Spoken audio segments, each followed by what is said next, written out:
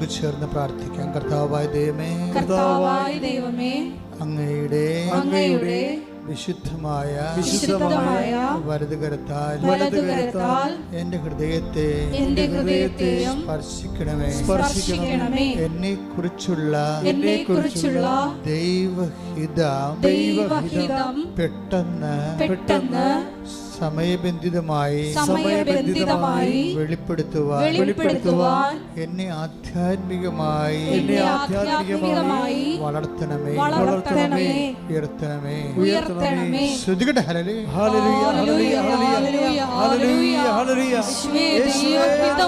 വിവേചിച്ചറിയുവാൻ ഞങ്ങളുടെ ആന്തരിക ഹൃദയങ്ങളെ തുറക്കണമേ.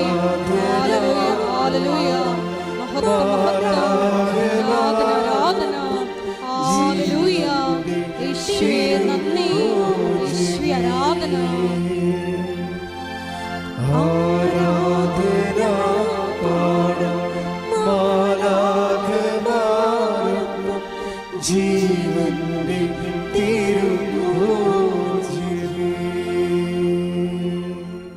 എൻ്റെ പ്രിയപ്പെട്ടവരെ,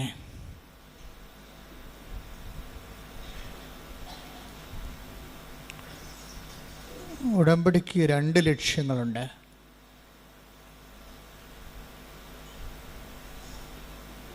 ഒരു മാനുഷികമായ ലക്ഷ്യവും ഒരു ദൈവികമായ ലക്ഷ്യവും.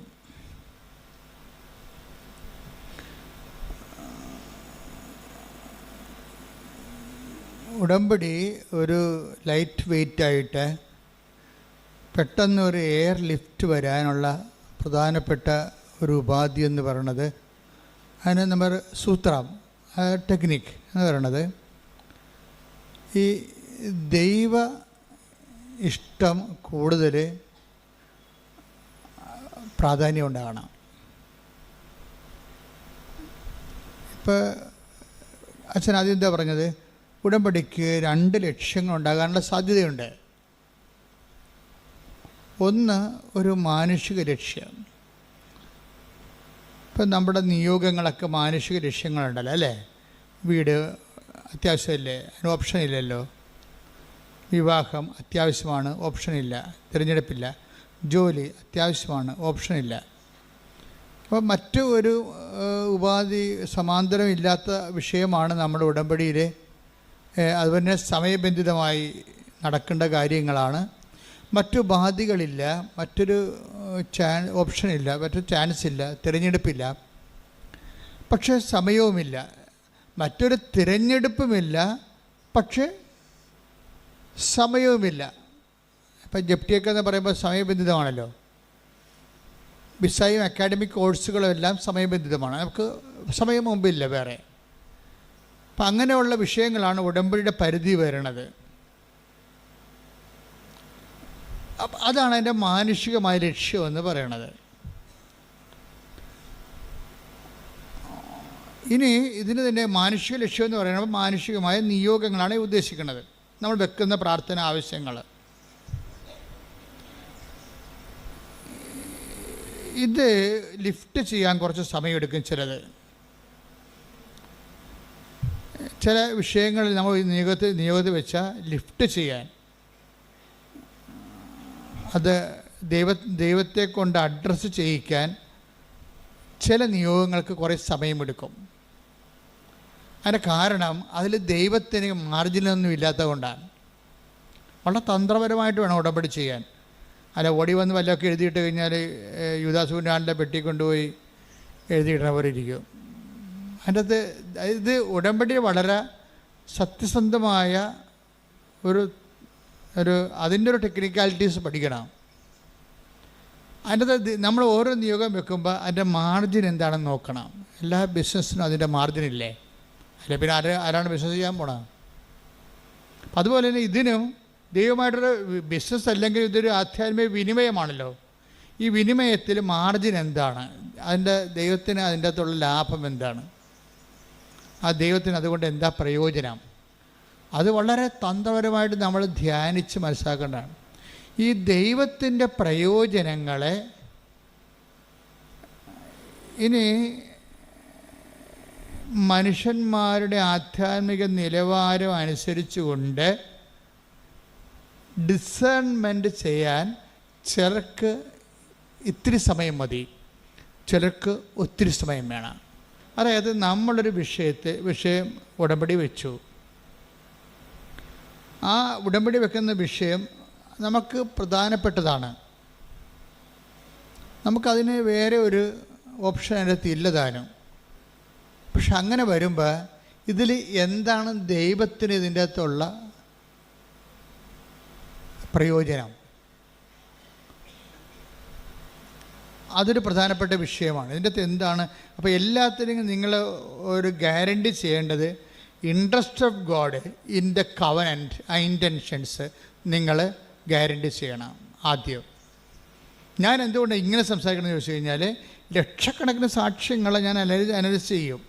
എത്ര വർഷമായി ഉടമ്പടി അമ്മ 2016 തന്നത്. ഈ കൃപാസനം എന്ന് പറഞ്ഞ സംവിധാനം ഉള്ളത് 89 അന്ന് മുതൽ ലക്ഷക്കണക്കിന് മനുഷ്യർ പ്രാർത്ഥിക്കുകയും കൗൺസിൽ ചെയ്യുകയും ഒക്കെ ചെയ്യുമ്പോൾ എനിക്കിതിൻ്റെ ഞാനെല്ലാം നിശ്ചിതമായി നിരീക്ഷിക്കുന്ന ഒരാളാണ്. അപ്പോൾ ഏതാണ് പെട്ടെന്ന് ക്രാക്കാകണത്, പെട്ടെന്ന് ഫയർ ആകണമെന്നൊക്കെ എനിക്ക് ഏറെക്കുറെ ഒരു ഐഡിയ ഉണ്ട്. അതുകൊണ്ടാണ് ഞാൻ നിങ്ങൾ പറയണത്, ഈ സ്പീഡ് ബൗണ്ടാകണമെങ്കിൽ, ഉടമ്പടി സ്പീഡ് ബൗണ്ടാകണമെങ്കിൽ അതിൻ്റെ അകത്ത് ആ വിനിമയത്തിലുള്ള ദൈവത്തിൻ്റെ ഇൻട്രസ്റ്റുകൾ അത് നമ്മൾ ഗ്യാരണ്ടി ചെയ്യണം. ദൈവത്തിൻ്റെ താല്പര്യം എന്ന് വെച്ചാൽ ആ ഒരു വിനിമയം നടന്നാൽ, ഇപ്പം നിനക്ക് കുട്ടി ഉണ്ടായി, ദൈവത്തിന് എന്താ പ്രയോജനം? നീ കൊച്ചിനെ മുടത്തി ഞായറാഴ്ച കുർബാനയും മുടക്കി നടക്കും, ദൈവത്തിന് നഷ്ടമാണ് വരാൻ പോണത്. മനസ്സിലായില്ലേ? നിനക്കിപ്പോൾ 7 കൊല്ലം ഇപ്പം കൃപാസനത്തിൻ്റെ ഉടമ്പടിയുടെ വിഷയം എന്താണ്? കൃപാസനത്തിൻ്റെ എത്രയെത്ര പ്രാർത്ഥനകൾക്ക് ശേഷമാണ് ദൈവം ഉടമ്പടി തന്നിരിക്കുന്നത്. ആദ്യം ഇവിടെ ഉണ്ടായിരുന്നത് കടലോര കൺവെൻഷനാണ്. കടലിൽ കൺവെൻഷൻ നടത്തിക്കൊണ്ടിളക്കിയിരുന്നു 90 വരെ. 90 തൊട്ട് 2000 വരെ കടലിലായിരുന്നു കൺവെൻഷൻ നടത്തിയത്. വള്ളക്കാരെല്ലാം വിളിച്ചുകൂട്ടി, ബോട്ടുകാരെല്ലാം വിളിച്ചുകൂട്ടി, എല്ലാ ബോട്ടിലും ഞാൻ കടലിൽ കൂടി വള്ളത്തെ പോയിട്ട് ഓരോ ബോട്ടിലും കയറി ഇറങ്ങി വെഞ്ചരിക്കുകയും ചെയ്യും. അവിടെയുള്ള കത്തോലിക്കരെ കുമ്പസാരിപ്പിക്കുകയും ചെയ്യും. അതാണ് അന്ന് അമ്മ ഈശോ പറഞ്ഞ കാര്യങ്ങൾ. 2000 ആയപ്പോൾ എൻ്റെ ശുശ്രൂഷ അവിടെ കഴിഞ്ഞു. അപ്പോൾ എന്നോട് പറഞ്ഞ് കടലിൽ നിന്ന് പോരാൻ പറഞ്ഞു. അപ്പോൾ എനിക്ക് ഈ ശുശ്രൂഷ ഇവിടെ സ്ഥലം കാണിച്ചു തന്നു. അപ്പോൾ ഇവിടെ കൊണ്ടുവന്നൊരു കാറ്റാടി കമ്പ് കുഴിച്ചിട്ട് 8 കാറ്റാടി കമ്പ് അവിടെ കുഴിച്ചിട്ട് ഒരു ടർപ്പുള്ളി വലിച്ചു കിട്ടി തുടങ്ങിയ പരിപാടിയാണിത്. അത് 2000 ഞങ്ങൾ ചെയ്തതെന്ന് വെച്ച് കഴിഞ്ഞാൽ, അന്ന് അമ്മ പറഞ്ഞത് ഒന്നും ചെയ്യേണ്ട, ശുശ്രൂഷ ഒന്നും വേണ്ട, മാക്സിമം ഇരുന്ന് മധ്യസ്ഥ പ്രാർത്ഥന നടത്താൻ പറഞ്ഞു, മാക്സിമം. അപ്പോൾ എന്താ ഞങ്ങൾ വെച്ച് കഴിഞ്ഞാൽ എല്ലാം ചെയ്യുമ്പോൾ അടിമോസ്റ്റാണ് ചെയ്യണത്. അല്ലാതെ അപ്പോഴുടനെ എനിക്കൊരാളെ ഒപ്പിച്ചു തന്നത്.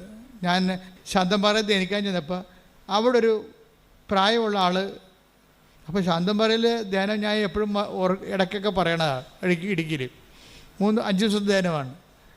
അപ്പോൾ വെളുപ്പാങ്കാലത്തൊക്കെ ആൾക്കാർ മലയിറങ്ങി വരുന്നത് എനിക്ക് പുതിയ കാഴ്ച തരുന്നത് അതൊക്കെ.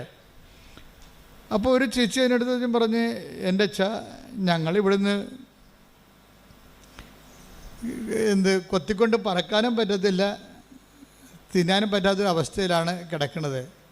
എൻ്റെ ഭർത്താവ് മരിച്ചുപോയി, ഞാനും എൻ്റെ 3 പെൺകുഞ്ഞുങ്ങളും ഉണ്ട്.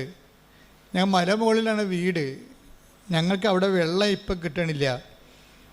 അതൊരു ഡിസംബർ ആകുമ്പോൾ വെള്ളം പറ്റും, പിന്നെ മാർച്ച്, ജനുവരി, ഫെബ്രുവരി, മാർച്ച്, ഏപ്രിൽ ആകുമ്പോൾ ഈ 4 മാസം മഴ പെയ്യണവരെ, ജൂണിൽ മഴ പെയ്യണവരെ 5 മാസത്തോളം ഇവർക്ക് ഇറങ്ങി വരണം. 200-250 മീറ്റർ മല ഇറങ്ങി വരണം. അത് അടുത്ത താഴെ അവരുടെ വീടിൻ്റെ 250 ആ മലയുടെ താഴെ ഒരു വീട്ടിൽ വെള്ളമുണ്ട്.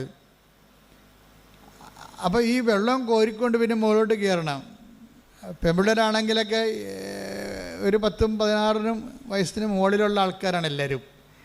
അപ്പോൾ വൈകുന്നേരം ആകുമ്പോൾ പെൺപിള്ളേരെ ഇങ്ങനെ ഇടാൻ പറ്റത്തില്ല വെള്ളം കോരാൻ വേണ്ടി.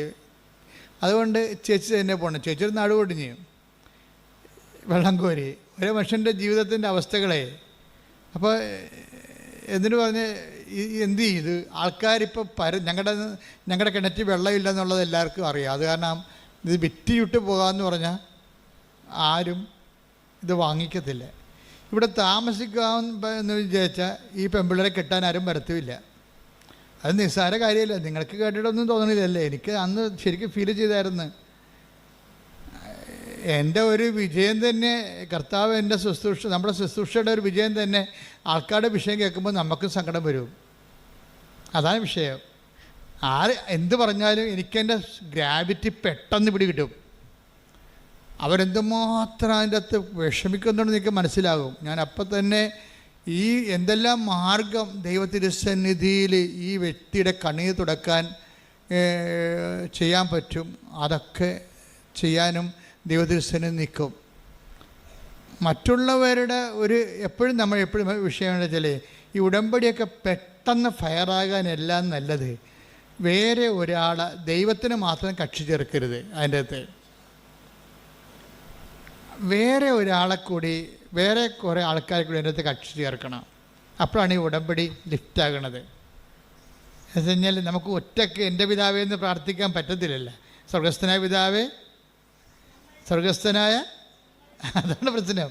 അപ്പം മറ്റുള്ളവരെ കൂടിനകത്ത് കക്ഷി ചേർക്കാതെ ഈ പ്രാർത്ഥന ലിഫ്റ്റാകത്തില്ല. എന്നെ അനുഗമിക്കാൻ ആഗ്രഹിക്കുന്നവൻ take the bed of God. ശ്രുതിക്കട്ടെ ഹല്ലേലൂയ. ലൂക്ക 9:23. ആരെങ്കിലും എന്നെ അനുഗമിക്കാൻ ആഗ്രഹിക്കുന്നെങ്കിൽ അവൻ തന്നെ തന്നെ പരിത്യജിച്ച് അനുദിനം തന്റെ കുരിശുമെടുത്തുകൊണ്ട് എന്നെ അനുഗമിക്കട്ടെ. അപ്പൊ ഇതിനകത്ത് വിഷയം വെച്ചാൽ ക്രിസ്തുവിനെ ഒരു വിഷയത്തിൽ കക്ഷി ചേർക്കണമെന്ന് വിചാരിച്ചോ. ഇപ്പം നമ്മുടെ വണ്ടിയുടെ മുമ്പിൽ ആ വണ്ടി പുള്ളി ചെയ്യണമെന്നുണ്ടെങ്കിൽ നമ്മുടെ വിഷയത്തിൽ ക്രിസ്തുവിനെ കക്ഷി ചേർക്കണം. അപ്പം ക്രിസ്തുവിനെ കക്ഷി ചേർക്കണമെങ്കിൽ ആദ്യം ഒന്ന് യേശു ക്രിസ്തു ആണെന്ന് അറിയണം. ഈ ക്രിസ്തു എന്ന് പറഞ്ഞ ഈ യാഥാർത്ഥ്യത്തിന് വേണ്ടി ജീവിക്കാനും മരിക്കാനും തയ്യാറായ കമാൻഡോ ഓപ്പറേഷനാണ് നടക്കുന്നത്. അതിനുള്ള കമാൻഡോസിനെ തിരഞ്ഞെടുക്കുകയാണ്. അതിൻ്റെ അകത്ത് ഒന്നാമനാണ് പത്രോസ്. പത്രോസിനോട് ചോദിക്കും, who do you say that I am? ഞാൻ ആരാണെന്നാണ് നിങ്ങൾ പറയുന്നത്? നിങ്ങൾക്കറിയണമല്ലോ ഇയാൾ ആരാണെന്ന്. മറ്റുള്ളവരെന്ത് പറയണമെന്ന് പ്രശ്നമല്ല. മറ്റുള്ളവരങ്ങനെ പലതും പറയും. ക്രിസ്തു റെവല്യൂഷണറിയാണ്, മതാചാര്യനാണ്, അങ്ങനെ എന്തും വേണമെങ്കിൽ പറയാം. സാമൂഹ്യ പ്രവർത്തകനാണ്, അധ്യാപകനാണ്, ഗുരുവാണ്, ആനകൂന എന്നൊക്കെ പറയാം. ഒരു കഥയുമില്ല. ബേസിക്കായിട്ട് വാട്ട് ഈസ് ക്രിസ്തു, whom do you say that I am? മറ്റുള്ളവർ പുസ്തകം വായിച്ചവരും കേട്ട് പറഞ്ഞവരും അല്ല, എൻ്റെ കൂടെ നടന്നിട്ടുള്ളവർ നിങ്ങൾ എന്താ പറയണത്? അതാണ് ഫോളോ മീ എന്ന് പറയണത്. അത് എന്നെ അനുഗമിക്കാൻ ആഗ്രഹിക്കുന്ന ഒരാളല്ല നിങ്ങൾ. അപ്പം നിങ്ങൾ എന്നെ അനുഗമിക്കുന്ന നിങ്ങൾ എന്താണ് പറയണത്? അപ്പോൾ പത്രോസ് പറയണത്, പത്രോസിനത് വെളിപാടായിട്ടാണ് കിട്ടണത്. എന്താ പറയണത്? പത്രോസ് ശരിക്കും പറഞ്ഞാൽ കുറച്ച് കാര്യങ്ങൾ അറിയാം, കുറച്ച് കാര്യങ്ങൾ അറിയത്തില്ല.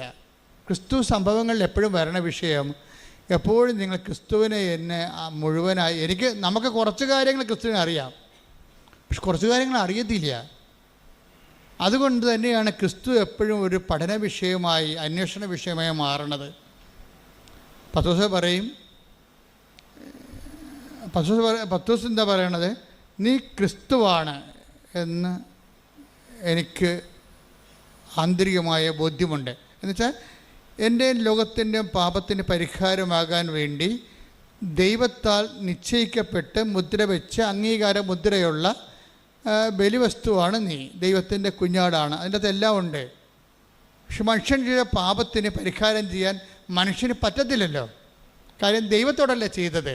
ക്രിസ്തുവിൻ്റെ മനുഷ്യാവതാരത്തിൻ്റെ രഹസ്യം എന്താണ്? ക്രിസ്തു എന്തുകൊണ്ട് മനുഷ്യരാകേണ്ട അവസ്ഥ വന്നു? കാര്യം മനുഷ്യനോട് ചെയ്ത പാപത്താണ് നമുക്ക് പരിഹരിക്കാം.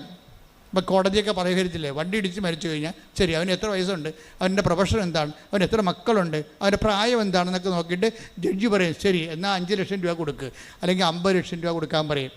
മനുഷ്യനോട് ചെയ്ത അപരാധത്തിന് കോടതി പരിഹാരമുണ്ട്. പക്ഷേ ഇത് പരിഹാരം അതല്ല. ദൈവം തന്ന കൽപ്പനകൾക്ക് എതിരെ ഒരാൾ പ്രവർത്തിച്ചാൽ അത് ദൈവത്തോട് തന്നെ ചെയ്യണതാണ്. മനുഷ്യൻ ദൈവത്തിൻ്റെ കൽപ്പനകൾ നിരാകരിച്ചു കഴിഞ്ഞാൽ പിന്നെ ദൈവത്തോട് ചെയ്ത തെറ്റാവും. അപ്പോൾ മനുഷ്യനത് പരിഹരിക്കാൻ പറ്റത്തില്ല. മനുഷ്യന് പരിഹരിക്കാൻ പറ്റാ പിന്നെ ആരെങ്കിലും ഇത് പരിഹരിക്കണമല്ലോ. അതിനാണ് പരിഹാരമായിട്ടാണ് ക്രിസ്തു വരണത്. ആര്? ദൈവം തന്നെ മനുഷ്യപ്രകൃതി സ്വീകരിച്ചുകൊണ്ട് അവൻ ആകൃതിയിൽ മനുഷ്യനെപ്പോലെയായി ദൈവത്തോടുള്ള സമാനത മുറുകെ പിടിക്കേണ്ട കാര്യമില്ലാതെ അവൻ മനുഷ്യനായി മരണത്തോളവും കുരിശ് മരണത്തോളവും തന്നെ താഴ്ത്തി ആണ്. കുരിശ് മരണത്തോളം പരിഹാരമായി. അപ്പോൾ മനുഷ്യൻ ചെയ്ത പാപത്തിന് ദൈവം തന്നെ മനുഷ്യപ്പെടുത്തി പരിഹാരം ചെയ്ത റിട്ടാലിയേഷനായി അവിടെ വെച്ച്. ഇനി ക്രിസ്തു എനിക്ക് വേണ്ടി കൂടിയാണ് പരിഹാരം ചെയ്തതെന്ന് ഞാൻ വിശ്വസിക്കുമ്പോഴാണ്, അതാണ് വിശ്വാസം എന്ന് പറയണത്. അല്ല എന്തെങ്കിലും വിശ്വാസമല്ല. അമേരിക്ക അവിടെ ഉണ്ടെങ്കിലും നിങ്ങൾ വിശ്വസിച്ചാലും ഇല്ലെങ്കിൽ നിങ്ങൾ കണ്ടിട്ടില്ലെങ്കിൽ നിങ്ങൾ വിശ്വസിക്കുന്നുണ്ട് അമേരിക്ക അവിടെ ഉണ്ടെന്ന്. അതുപോലെയുള്ള ക്രിസ്തുവിനെ ഞാൻ കണ്ടിട്ടില്ല എന്നെങ്കിലും ഞാൻ വിശ്വസിക്കുന്നു. ആ ഒരു വിശ്വാസം അല്ല നമ്മുടെ വിശ്വാസം എന്ന് പറയുന്നത്. നമ്മുടെ വിശ്വാസം എന്ന് പറയുന്നത് എന്താണ്? ക്രിസ്തു എനിക്ക് പകരക്കാരനായി പരിഹാരം ചെയ്തു.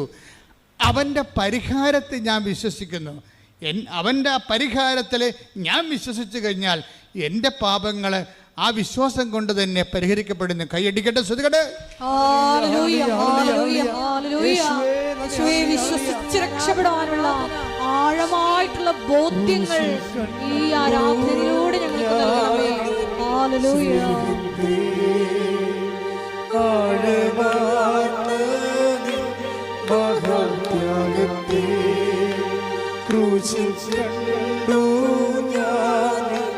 സ്നേഹത്തെ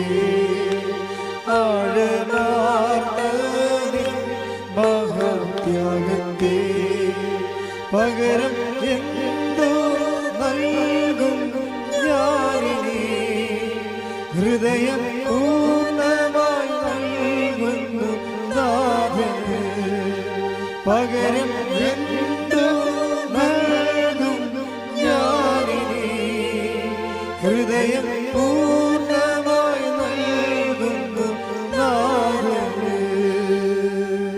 മക്കളെ കൈ രണ്ടും നെഞ്ചത്ത് വെച്ച് കണ്ണടച്ച് ദൈവസ്നേഹത്തോടെ പ്രാർത്ഥിച്ച് അച്ഛനോട് ചേർന്ന്, കർത്താവേ, ക്രിസ്തു എന്ന മഹാരഹസ്യം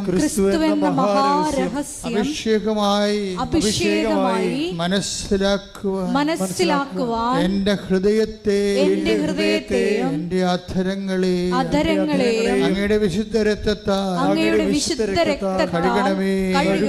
ആത്മാവേ അങ്ങയുടെ ഉത്ഥാനത്തിന്റെ ഫലമായ ആത്മാവേ നിറയണമേ, വീണ്ടും നിറയണമേ. വിശ്വാസത്തിന്റെ മഹാരഹസ്യങ്ങളെ എനിക്ക് മനസ്സിലാക്കി തരണമേ. ക്രിസ്തുവിനെ സ്വീകരിക്കാൻ, ക്രിസ്തുവിന് വേണ്ടി ജീവിക്കാൻ, ക്രിസ്തുവിന്റെ നാമത്തെ പ്രഖ്യാപിക്കാൻ എന്നെ അഭിഷേകം ലോകത്തിന്റെ അതിർത്തികൾ വരെ നിന്റെ നാമത്തിന് സാക്ഷ്യം വഹിക്കുവാൻ. മത്തായിയുടെ സുവിശേഷം 16:24. ആരെങ്കിലും എന്നെ അനുഗമിക്കാൻ ആഗ്രഹിക്കുന്നെങ്കിൽ അവൻ തന്നെ തന്നെ പരിത്യജിച്ച് തന്റെ കുരിശുമെടുത്ത് എന്നെ അനുഗമിക്കട്ടെ. ഇത് വളരെ ഹൃദ്യമായ ഒരു സമവാക്യമാണ്. ക്രിസ്തുവാണ് നീ എന്ന് പത്രോസ് പറഞ്ഞു എന്ന് വെച്ച് കഴിഞ്ഞാൽ ലോകത്തിന് എക്കാലത്തെയുമുള്ള നിത്യതയുടെ പരിഹാരം, നിത്യത ലഭിക്കുന്നതിനുള്ള ഏക പരിഹാരമാണ് നീ. നിൻ്റെ ബലിയിലാണ് അപ്പൻ പ്രസാദിക്കാൻ പോകുന്നത്. ആ നീ എനിക്ക് വേണ്ടി കൂടിയാണ് മരിച്ചുയർത്തിട്ടതെന്ന് ഞാൻ വിശ്വസിക്കുമ്പോഴാണ് നിന്നെ എനിക്ക് ലഭിച്ചിട്ട് ഞാൻ നിൻ്റെ കൂടെ നിത്യത കരയേറ്റുന്നത് എന്നുള്ള ക്രിസ്തു രഹസ്യത്തിലേക്കുള്ള യാത്രയിൽ സംഭവിക്കേണ്ട ചില സ്വകാര്യമായ ലളിതമായ കാര്യങ്ങളുണ്ട്. അതിലെന്താണ്? ക്രിസ്തുവിനെ സ്വീകരിക്കാൻ പത്രോസാണ് പറയണത്, നീ ക്രിസ്തുവാണെന്ന് പറയണത് വെച്ച് കഴിഞ്ഞാൽ അഭിഷിക്തൻ, അംഗീകരിക്കപ്പെട്ടവൻ, നിൻ്റെ ബലിയിൽ മാത്രം ദൈവം പ്രസാദിക്കുന്നവൻ. വേറെ എന്ത് പ്രസാദിപ്പിച്ചാലും കാര്യമില്ല. വേറെ നീ പാപപരിഹാരത്തിന് വേണ്ടി എന്ത് തലകുത്തി പറഞ്ഞിട്ടൊരു കഥയുമില്ലെന്നാണ്. ക്രിസ്തുവിൻ്റെ പരിഹാരത്തോടു കൂടി ബാക്കി മാനവരാശിയുടെ സാംസ്കാരികമായി കണ്ടെത്തിയിട്ടുള്ള മുഴുവൻ പരിഹാരങ്ങളെയും നള്ളിഫൈ ചെയ്യുകയാണ്. മനുഷ്യൻ പരിഹാരത്തിന് എന്തെല്ലാം ചെയ്യുന്നുണ്ട്. ക്രിസ്തു നിനക്ക് വേണ്ടി മരിച്ചു പാപത്തിൻ്റെ പരിഹാരമായി എന്ന് നീ വിശ്വസിക്കുമ്പോൾ ക്രിസ്തു നേടിയെടുത്ത പരിഹാരം നിനക്ക് അവകാശമാക്കണമെങ്കിൽ നിൻ്റെ വിശ്വാസത്തിലൂടെയാണത്. അപ്പം നീ എന്തിലാണ് വിശ്വസിക്കണത്? ക്രിസ്തു എന്ന വ്യക്തിയിൽ വിശ്വസിക്കുന്നതിനേക്കാൾ ഉപരി ക്രിസ്തു നിനക്ക് വേണ്ടി പാപപരിഹാരം മരിച്ചുവെന്ന് നീ വിശ്വസിക്കണം. കർത്താവായ ദൈവമേ, എന്റെ പാപപരിഹാരമായി എനിക്ക് പകരക്കാരനായി നീ മരിച്ചുവെന്ന് നിന്റെ മരണത്തില് ദൈവപിതാവ് പ്രസാദിച്ചുകൊണ്ട് എന്നെ ഉയർത്തെഴുന്നേൽപ്പിച്ചുവെന്ന് ഞാൻ വിശ്വസിക്കുന്നു. നിന്റെ മരണത്തെ പ്രഖ്യാപിക്കുന്നു, നിന്റെ ഉയർപ്പിൽ വിശ്വസിക്കുന്നു, വരവ് കാത്തിരിക്കുന്ന കർത്താവേ, വിശ്വാസത്തിന്റെ ഈ മഹാരഹസ്യങ്ങളെ അടയാളങ്ങളിലൂടെ ആഘോഷിക്കുവാൻ അഭിഷേകം നൽകണം. ശ്രുതികട ഹല്ലേലൂയ, ഹല്ലേലൂയ, ഹല്ലേലൂയ, ഹല്ലേലൂയ, യേശുവേ നന്ദി, ഹല്ലേലൂയ, ഹല്ലേലൂയ, ആരാധന, ഹല്ലേലൂയ, ഹല്ലേലൂയ, യേശുവേ നന്ദി, യേശുവേ ആരാധന, ഹല്ലേലൂയ. കണ്ടു ഞാൻ സ്നേഹത്തെ ആഴമാർന്ന മഹാത്യാഗത്തെ, ക്രൂശിൽ കണ്ടു ഞാൻ സ്നേഹത്തെ ആഴമാർന്ന മഹാത്യാഗത്തെ, പകരം നിന്നു നൽകും ഞാനേ ഹൃദയം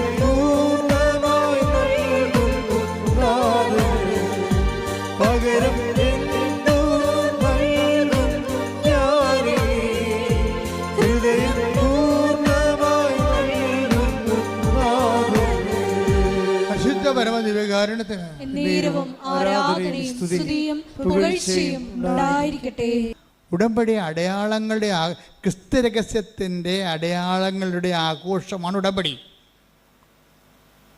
ഇപ്പം ക്രിസ്തു രഹസ്യ ഉടമ്പടിയിൽ എന്താ സംഭവിച്ചിരിക്കുന്നത്? ക്രിസ്തു രഹസ്യമാണ് ആഘോഷിക്കപ്പെടുന്നത് അടയാളങ്ങളിലൂടെ. എന്താണ്? ക്രിസ്തു എനിക്ക് വേണ്ടി മരിച്ചു, എൻ്റെ വിടുതലിൻ്റെ വില കൊടുത്തു, എൻ്റെ വിടുതലിൻ്റെ വില കൊടുത്തു.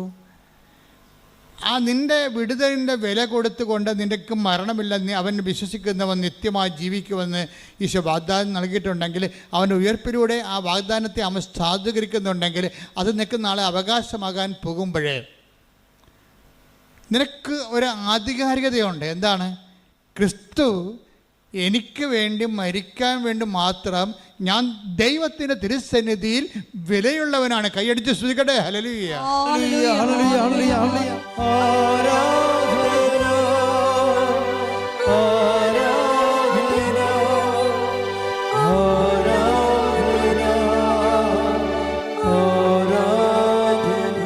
പരിശുദ്ധ പരമദിവ്യകാരുണ്യത്തിന് ആരാധനയും സ്തുതിയും പുകഴ്ചയും ഉണ്ടായിരിക്കട്ടെ. നിങ്ങൾ ഇതിൻ്റെ തിയററ്റിക്കൽ സൈഡ് പഠിക്കാതെ ഉടമ്പടി ക്രാക്കാക്കാൻ ബുദ്ധിമുട്ടാണ്.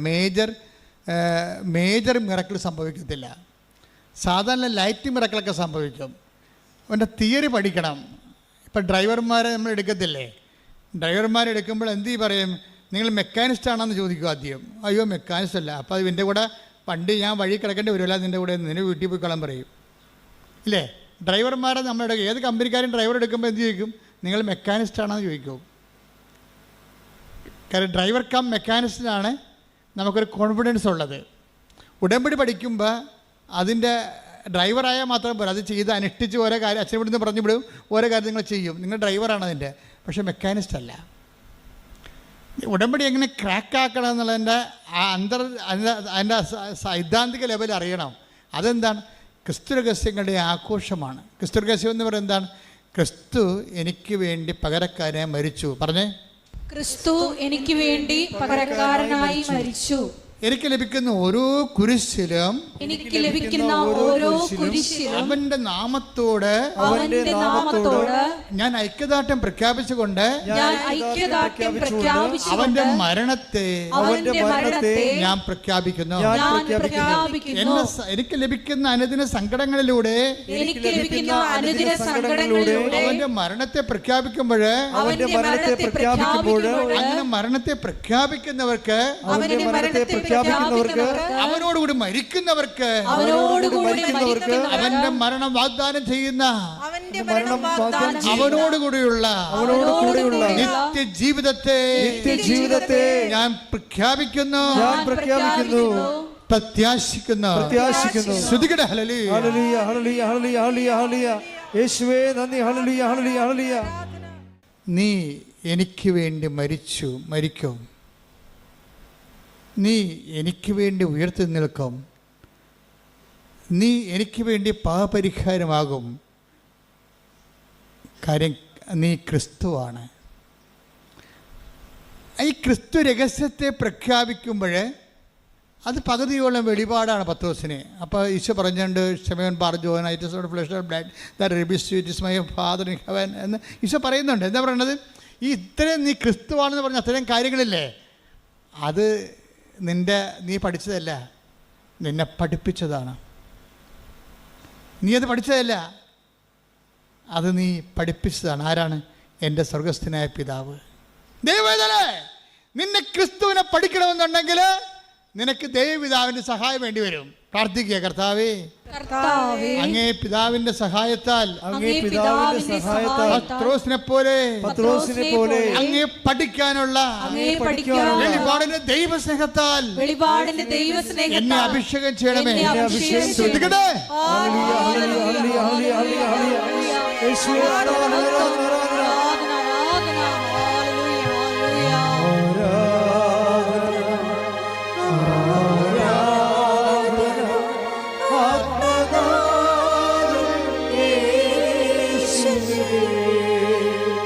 പത്രോസ് അതിൻ്റെ ക്രിസ്തു മഹാരഹസ്യത്തിൻ്റെ വാതിക്കലെത്തി അങ്കണത്തിലേക്ക് പ്രവേശിച്ചു എന്ന് ഈശോയ്ക്ക് മനസ്സിലായി. അപ്പോൾ പത്രോസ് പറയും, it is flesh and blood that reveals you. ഇത് നിൻ്റെ മാംസവും രക്തവുമല്ല, നിൻ്റെ അറിവല്ല, ഈ അപ്പ നിന്നോട് പറഞ്ഞിട്ടുണ്ട് എന്നെക്കുറിച്ച്. Though now you got the pass, നിനക്ക് പ്രവേശന അനുമതി ലഭിച്ചു. ഭയങ്കര സംഭവം.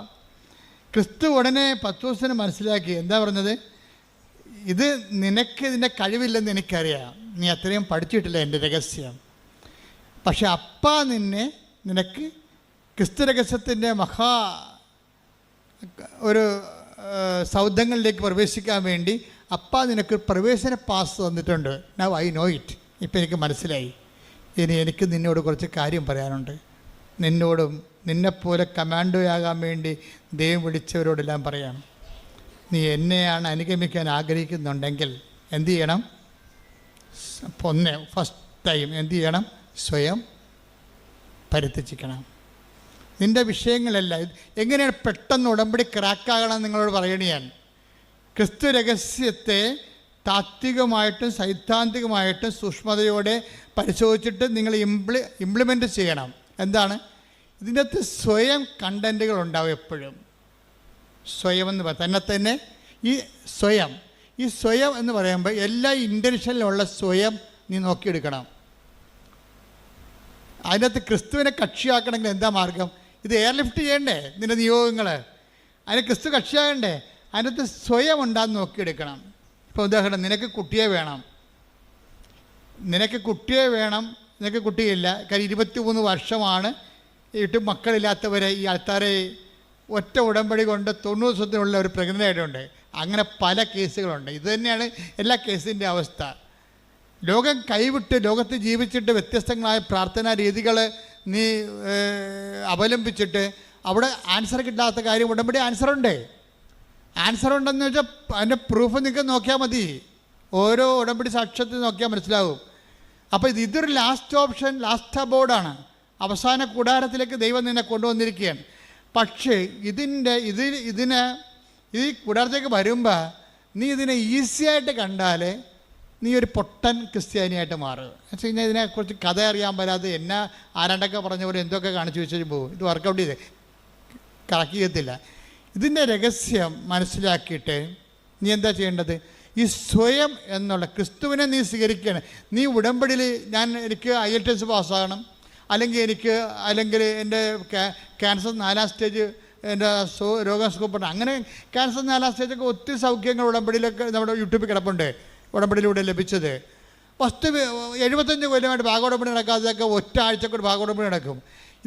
ഇതൊക്കെ സിമ്പിളാണ് കാര്യം. പക്ഷേ നീ ഇതിനാണ് പ്രാധാന്യം കൊടുക്കണമെങ്കിൽ അതിൻ്റെ അകത്തൊരു സ്വയമുണ്ട്. ഈ സ്വയം അതിൻ്റെ അകത്ത് എപ്പോഴാണ് നീ സ്വയം ഐഡൻറ്റിഫൈ ചെയ്യാൻ പറ്റുന്നില്ലെങ്കിൽ ഉടമ്പടി ലാഗ് ചെയ്യും. സ്വയം എന്ന് പറയുന്നത് എന്താണ്? ഇപ്പം നിങ്ങൾക്ക് കാനഡയിൽ പോകണം. ഞാൻ രാവിലെ പറഞ്ഞില്ലേ എന്തിനാണ് കാനഡയിൽ പോകണമെന്ന് ചോദിച്ചു കഴിഞ്ഞാൽ, അവിടെ ചെന്നിട്ട് ജോലി കിട്ടി, അവിടെ കല്യാണം കഴിച്ചിട്ട് അവിടെ തൻ്റെ കുഞ്ഞിന് അവിടെ ജന്മം കൊടുക്കണം. എന്തിനാണ് ജന്മം കൊടുക്കണം? എന്നാൽ മാത്രമേ അവിടെ നിന്നൊക്കെ പൗരത്വം കിട്ടത്തുള്ളൂ. അതാണ് അതിനകത്തുള്ള സ്വയം എന്ന് പറയുന്ന സാധനം. സ്വയം അതാണ്. സ്വയം അത് ദൈവഹിതത്തിന് വിടണം. മനസ്സിലായില്ലേ? അവിടെ കയറി പിടിച്ചു കഴിഞ്ഞാൽ പക്ഷേ എന്നിട്ട് നീ എന്ത് ചെയ്യണം? കുരിശെടുക്കണം. സ്വയം പരിചയിച്ചിട്ട് എന്ത് ചെയ്യണം? സ്വയം പരിചയിച്ചുകൊണ്ട് മാത്രമല്ല അവിടെ ദൈവഹിതത്തിന് അത് എന്ത് സംഭവിക്കട്ടെ, അത് കോംപ്രമൈസ്, അത് നീ ദൈവം എന്ത് തീരുമാനിക്കുന്നു അവിടെ ഒരു കോംപ്രമൈസ് ചെയ്യാൻ തയ്യാറാണെന്ന് ആദ്യമേ കൈപൊക്കി പറഞ്ഞേക്കണം. കർത്താവേ, ഇതാണ് എൻ്റെ സ്വയം, പക്ഷേ ഇതേ സമയത്ത് അറ്റ് എനി കോസ്റ്റ് പരിത്യജിക്കാൻ ഞാൻ തയ്യാറാണ് എന്ന് പറഞ്ഞ്, കർത്താവേ എൻ്റെ നിയോഗത്തിൽ എഴുതിയിരിക്കുന്നതാണ് എൻ്റെ സ്വയം.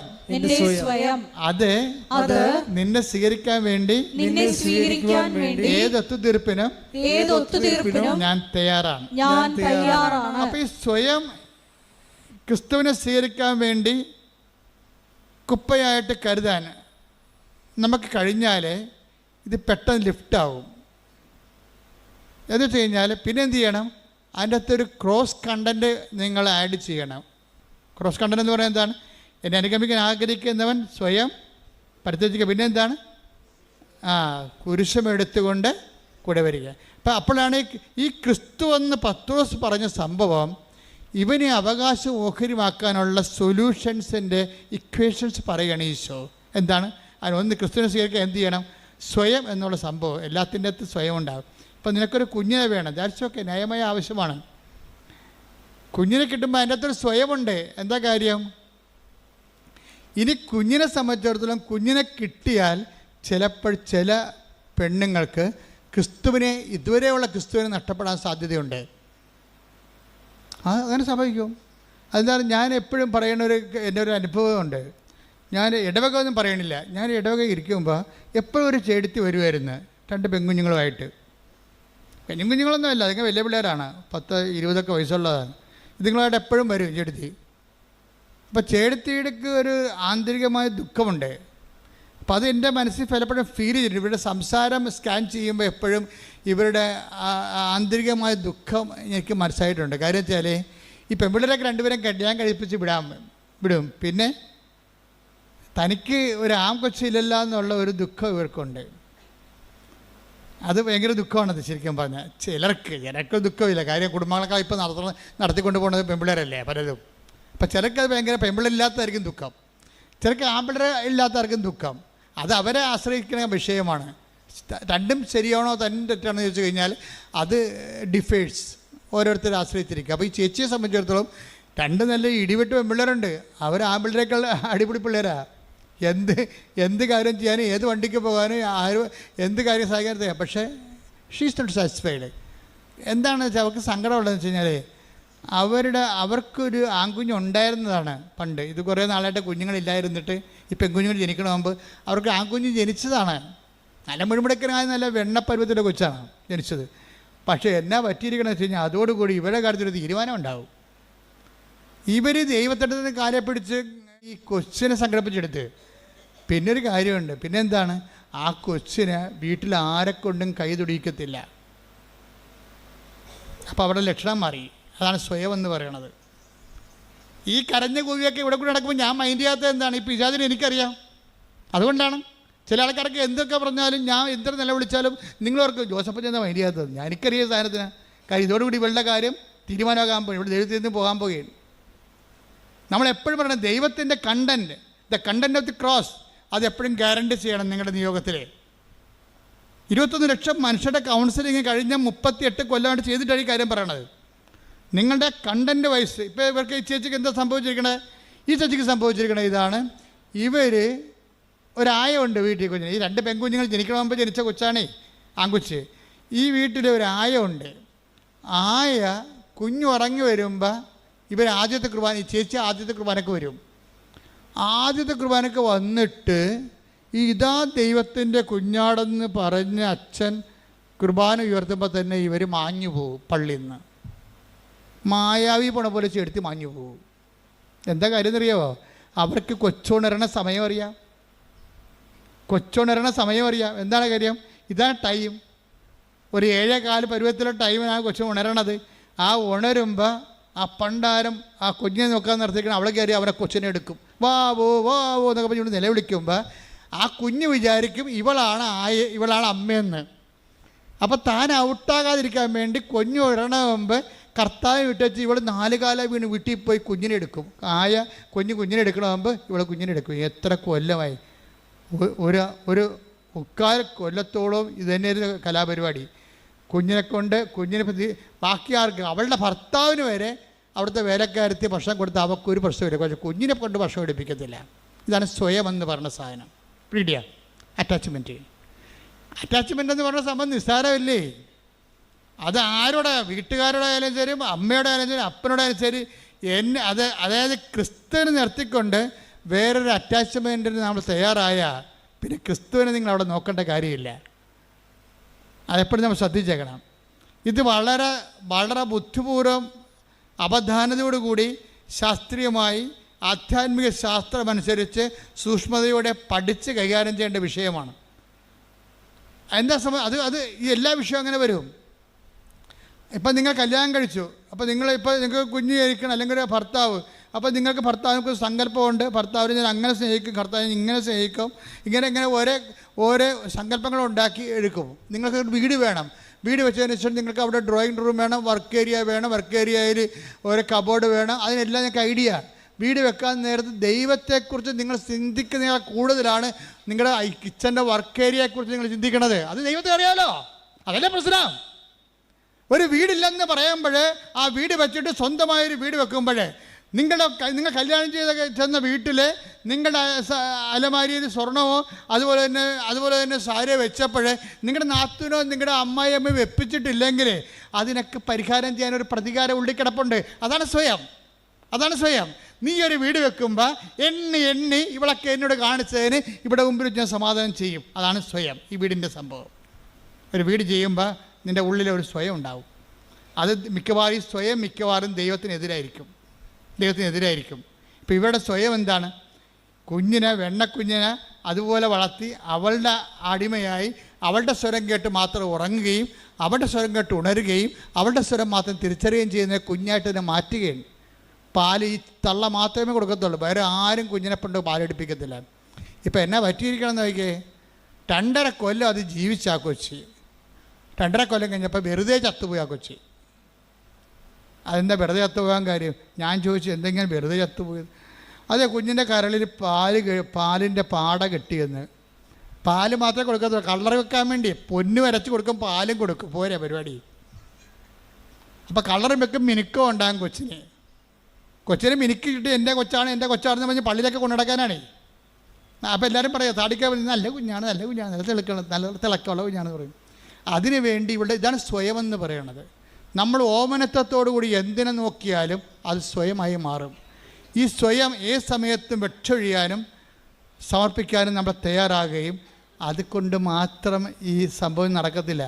പിന്നെന്താണ്? ഒരു കുരിശ് ഇതിനകത്ത് നമ്മൾ അക്സെപ്റ്റ് ചെയ്യുകയും ചെയ്യണം.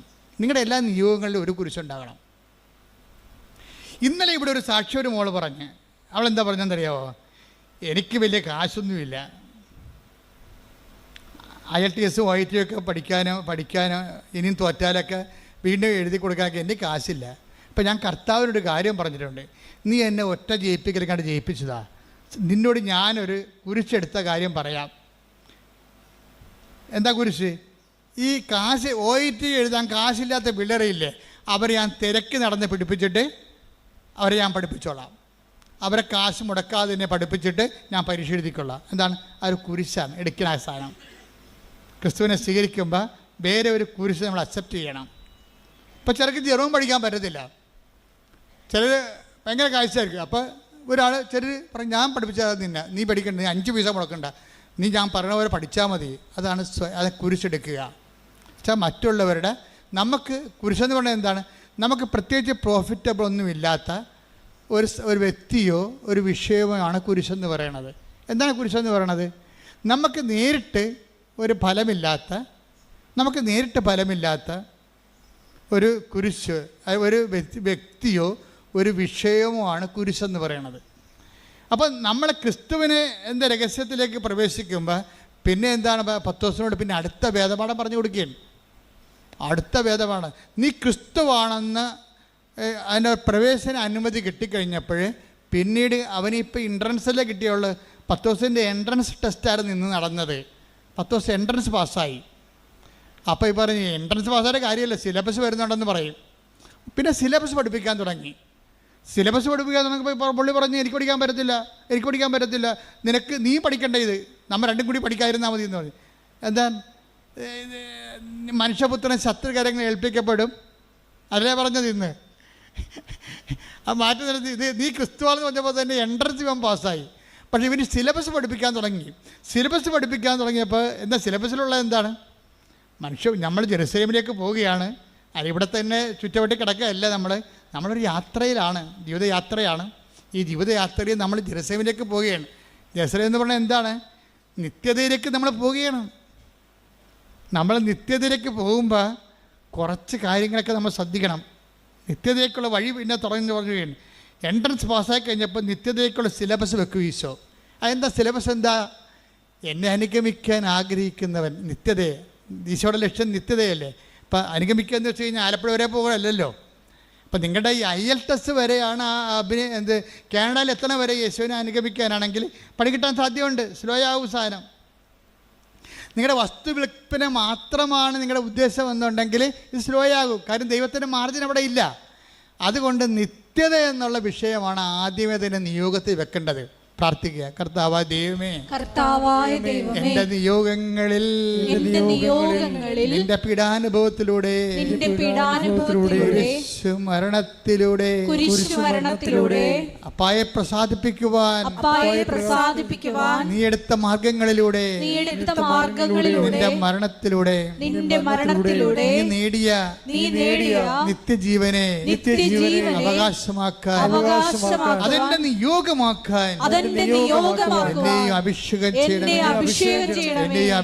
ചെയ്യണം. ശ്രുതികട ഹല്ലേലൂയ.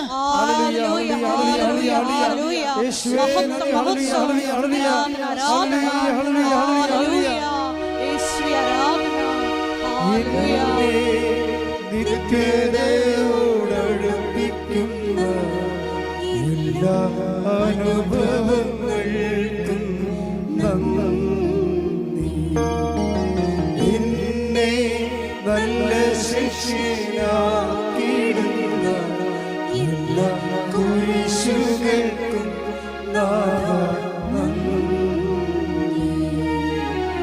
എന്നെ നിത്യതയോടടുപ്പിക്കുന്ന എല്ലാ അനുഭവങ്ങൾക്കും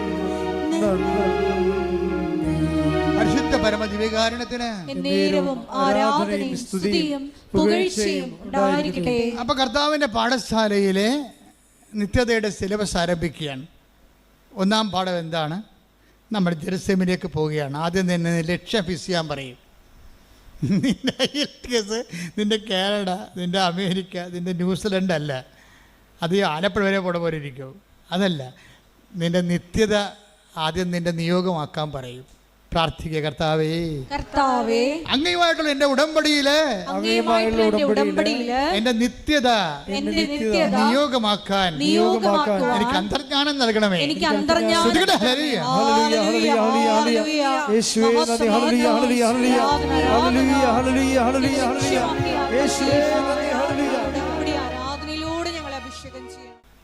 നിങ്ങളെ എൻകറേജ് ചെയ്തിരിക്കും. നിങ്ങൾ വിഷമിക്കുകയൊന്നും ചെയ്യരുത്. ഞാൻ ഇടയ്ക്ക് കുരിശൊക്കെ പറയുമ്പോൾ നിങ്ങൾ വിഷമിക്കരുത്. ഇതൊക്കെ സിമ്പിളായിട്ട് അനോയിൻറ്റിങ് കിട്ടിക്കഴിഞ്ഞാൽ എൻ്റെ ഭാരം ലഘുവാകുമെന്ന് ഈശോ പറഞ്ഞിട്ടുണ്ട്. എന്താ പറഞ്ഞത്? എൻ്റെ ഭാരം ലഘുവാകും. അത് പ്രോമിസിങ്ങിലുള്ളതാണ്, വാഗ്ദാനത്തിലുള്ളതാണ്. അതുകൊണ്ട് നിങ്ങളുടെ കുരിശിനെ ഓർത്തോളം വിഷമിക്കൊന്നും വേണ്ട. ഞാനും കുറേ കുരിശ് കണ്ടതും ഇപ്പോൾ എടുക്കുന്നതുമാണ്. അപ്പോൾ ഇതിൻ്റെ ഭാഗമായിട്ട് മുന്നോട്ട് പോകും. അപ്പോൾ അതനുസരിച്ച് നമ്മൾ എംപവർ ചെയ്തുകൊണ്ടിരിക്കും. നമ്മൾ ചിന്തിക്കേണ്ട ഒരു വിഷയം എന്ന് പറയണത്, ഇപ്പോൾ തന്നെ ഇതിൻ്റെ എൻകറേജ് ചെയ്യുന്ന ഇതിൻ്റെ പകുതി ഇപ്പോൾ പത്രോസ് തന്നെ ഈശോ എന്താ പറഞ്ഞത്? നീ എൻട്രൻസ് പാസ്സായി, ഐ നോ ഇറ്റ്. പക്ഷേ ഇത് നോട്ട് ബൈ മെറിറ്റിലാണ് വന്നിരിക്കുന്നത്, ബട്ട് ബൈ ഗ്രേസാണ്. കുറച്ച് നിൻ്റെ അറിവാണ്, ബാക്കി ഗ്രേസാണ്. എന്താണ്? എൻ്റെ സ്വർഗസ്ഥനായ പിതാവാണ് നിനക്കിത്. ആ ഗ്രേസാണ് സംഭവം. അപ്പോൾ ഈ ഗ്രേസിൻ്റെ വാട്ടർ മാർക്ക് എല്ലായിടത്തും ഉണ്ടാവും. നീ സത്യസന്ധമാണെന്ന് നിയോഗം ഒന്ന് കണ്ടു കഴിഞ്ഞാൽ ദൈവത്തിന് മാത്രം ചെയ്യാനുള്ള ചില സംഭവങ്ങൾ ദൈവം നിനക്ക് തന്നുകൊണ്ടിരിക്കും. പത്രോസിന് അത്രയും വിവരമില്ല. പത്രോസിന് ഏറെക്കുറെ ഒരു ഐഡിയയേ ഉള്ളൂ ക്രിസ്തുവിനെക്കുറിച്ച്. പക്ഷേ ലോകത്തിലേക്ക് വരായിരുന്ന മിശിഹായാണെന്ന് അവൻ പറഞ്ഞു. അപ്പോൾ ലോകത്തിലേക്ക് വരായിരുന്ന മിശിഹ എന്ന് പറഞ്ഞ സംഭവം പത്രോസിൻ്റെ അല്ല ശരിക്കും, അത് പിതാവിൻ്റെതാണെന്ന് ഈശോ പറഞ്ഞു. അത് ഗ്രേസാണ്, മെറിറ്റല്ല. പ്രാർത്ഥിക്കുക. കർത്താവായ ദൈവമേ, പത്രോസിനെ സഹായിച്ചതുപോലെ നിന്നെ മനസ്സിലാക്കാൻ എനിക്കും വരപ്രസാദം നൽകി എന്നെയും നയിക്കണമേ. സ്തുതിക്കട്ടെ. ഹല്ലേലൂയ.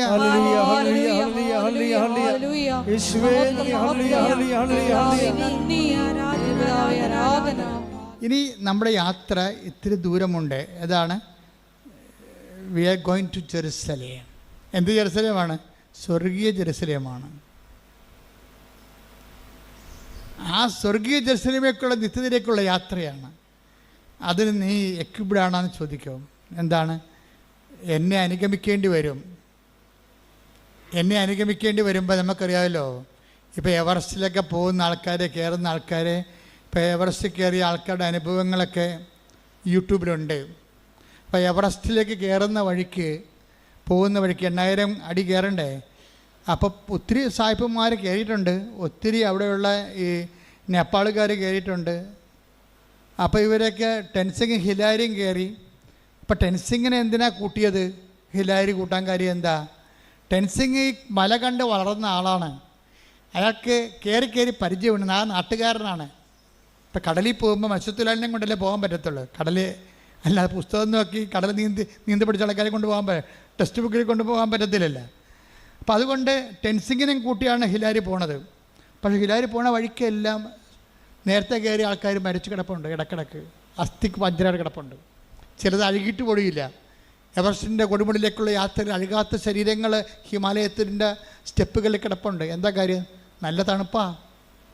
0 വന്നിട്ട് -60 വരെ കിടപ്പുണ്ട്. അവിടെയൊക്കെ കിടക്കുന്ന ഡെഡ് ബോഡി അഴുകത്ത് പൊടിയില്ല, അങ്ങനെ കിടക്കുകയാണ്. വർഷങ്ങളെ കിടക്കുന്നവരുണ്ട്. ഈ യാത്രയിൽ മുന്നോട്ട് പോകുമ്പോൾ ഇടക്ക് വെച്ച് ചില സമയത്ത് ഹോൾട്ടാകാൻ സാധ്യതയുണ്ട്, പരിചയമില്ലെങ്കിൽ. അപ്പോൾ സായിപ്പന്മാരാണെങ്കിൽ പോലും ഓക്സിജനൊക്കെ കൊണ്ടല്ലേ, ഒരു ടൈം കഴിഞ്ഞാൽ പിന്നെ ഓക്സിജൻ വേണം. ഒരു 10,000-3000 അടി കഴിഞ്ഞാൽ പിന്നെ ഓക്സിജൻ ഇല്ല അവിടെ, പിന്നെ ഓക്സിജൻ വേണം. അപ്പോൾ വലിയൊരു യാത്രയ്ക്ക്, നിത്യതയ്ക്കുള്ള യാത്രയ്ക്ക് ഇടയ്ക്ക് ഓക്സിജൻ എടുക്കാൻ പറയും. അതിനാണ് ഈ കുരിശെന്ന് പറയുന്നത്. ഓക്സിജനാണ് ശരിക്കും പറഞ്ഞത്. കർത്താവ് വളരെ കാര്യം, കർത്താവിനെ നിത്യതയിൽ എത്തിച്ച് ദൈവത്തിന് പ്രസാദം വാങ്ങിച്ചതിൻ്റെ പിന്നിൽ ഈ പ്രാണവായു എന്ന് പറഞ്ഞ കുരിശുണ്ട്.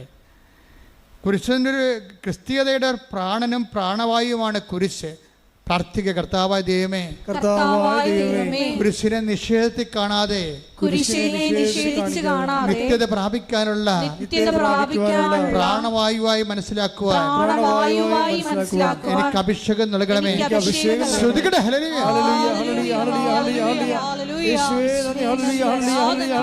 അപ്പോൾ ഉയരങ്ങളിലേക്കും ദൈവത്തെങ്കിലേക്കുള്ള യാത്രയിലെ കുരിശിനെ പ്രാണവായുവായും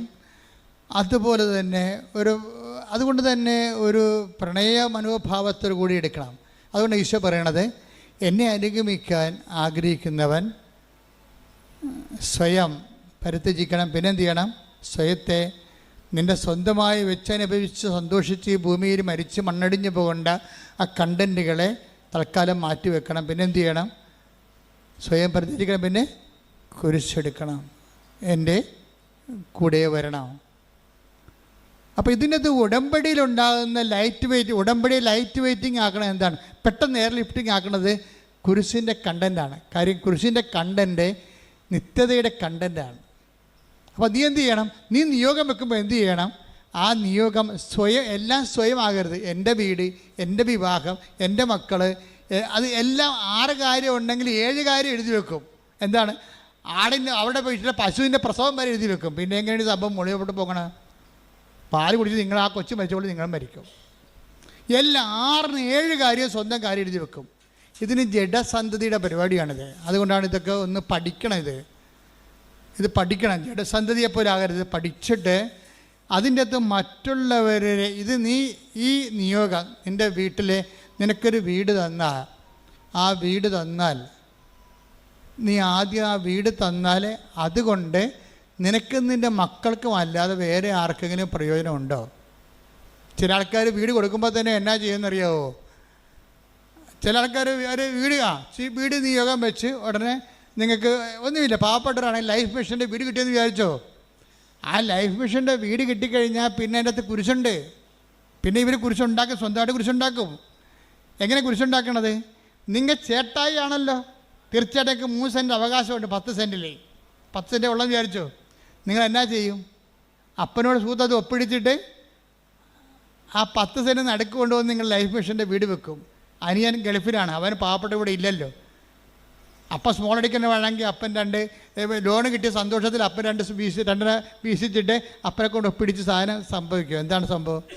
അതോടുകൂടി പിന്നെ അനിയൻ നാട് കടത്തും. സ്വന്തം ചേട്ടൻ തന്നെ അനിയനെ പെറ്റ മണ്ണിൽ നിന്ന് മാതാപിതാക്കളിൽ നിന്നും അവരെ നാട് കടത്തും. ഇത് ദൈവത്തിനറിയാം, നിൻ്റെ മനോഭാവം ദൈവത്തിനറിയാം. നീ പുതിയ കുരിശുണ്ടാക്കും. അതാണ് സംഭവം. സ്വയം എന്ന് പറഞ്ഞ സംഭവം അതാണ്. ആ ലൈഫ് മിഷൻ വീട്ടിലെ സ്വയം എന്തെന്ന് പറഞ്ഞാൽ എന്താണ്? സ്വയം എന്താണ്? അത് നിൻ്റെ ചേട്ടന്, നിൻ്റെ അനുജന്, അവിടെ കൂടപ്പുറപ്പിനെ അവിടെ കിടത്തിപ്പുറപ്പിക്കാത്ത രീതിയിൽ, വേറെ ഒരു വീട് അവിടെ വെക്കാൻ പറ്റാത്ത രീതിയിൽ നീ അവിടെ താമസിപ്പിക്കും. എന്നിട്ട് എന്ത് ചെയ്യും? പെങ്ങന്മാരെ നീ അധികം കൈകാര്യം ചെയ്യും. കെട്ടിച്ചു പോയ പെങ്ങന്മാർ വീട്ടിൽ വരുമല്ല അമ്മയെ കാണാൻ. അയ്യോ, നീ മോന്തം കയറ്റി അവിടെ വരും. നീ നല്ല കാര്യം, നിൻ്റെ വീടല്ലേ, നിൻ്റെ വീട് നീ അപ്പനെടുക്കുന്ന എഴുതി വാങ്ങിച്ച വീടല്ലേ. പിന്നെ അന്ന് അപ്പൻ ഒപ്പിട്ട് തന്നാൽ പിന്നെ നിൻ്റെ പരിപാടി എന്താണ്? നിൻ്റെ പ്രാർത്ഥന എന്താണ്? അപ്പൻ എത്രയും വേഗം ചാകണമെന്നാണ് പ്രാർത്ഥന. എന്താ കാര്യം? അപ്പൻ ഒപ്പിട്ട് തന്നില്ലേ, അനിയൻ വരുമ്പോൾ അപ്പൻ്റെ കടുത്തേക്ക് കയറുമല്ല, അപ്പൻ ചാകണം. എങ്ങനെയുണ്ട് പരിപാടി? അപ്പം നീ ആ വീടും ആ സ്ഥലവും അടിച്ചു മാറ്റുകയും പെങ്ങന്മാരെയും അനുജനെയും പുറത്താക്കുകയും ചെയ്യും. നിൻ്റെ നിയോഗത്തിൽ ഓടരുതമ്മാവ ആളറിയാവുന്ന ആദ്യമേ തന്നെ ഇത് സ്കാൻ ചെയ്യുമ്പോൾ തന്നെ പറയും ഇതിന് വിസ കിട്ടത്തില്ലെന്ന് പറയും. എന്താ കാര്യം? നിൻ്റെ മനസ്സിരിപ്പ് എന്താണെന്ന് ദൈവത്തിന് അറിയാം. അപ്പം നിയോഗങ്ങളുള്ള സ്വയം, അതാണ് ഈശോ പറയുന്നത്. എന്നെ അനുഗമിക്കാൻ ആഗ്രഹിക്കുന്നെങ്കിൽ സ്വയം പരിത്യജിക്കണം. പ്രാർത്ഥിക്കുക, കർത്താവായ ദൈവമേ, മറ്റുള്ളവർക്ക് കുരിശ് കൊടുത്തുകൊണ്ട് എൻ്റെ സ്വയത്തെ പരിത്യജിക്കാനുള്ള പ്രത്യേക പ്രവണതകളെ എന്നിൽ നിന്ന് നിന്റെ വിശുദ്ധ രക്തത്താൽ നീ കഴുകി മാറ്റണമേ. ശ്രദ്ധിക്കട്ടെ.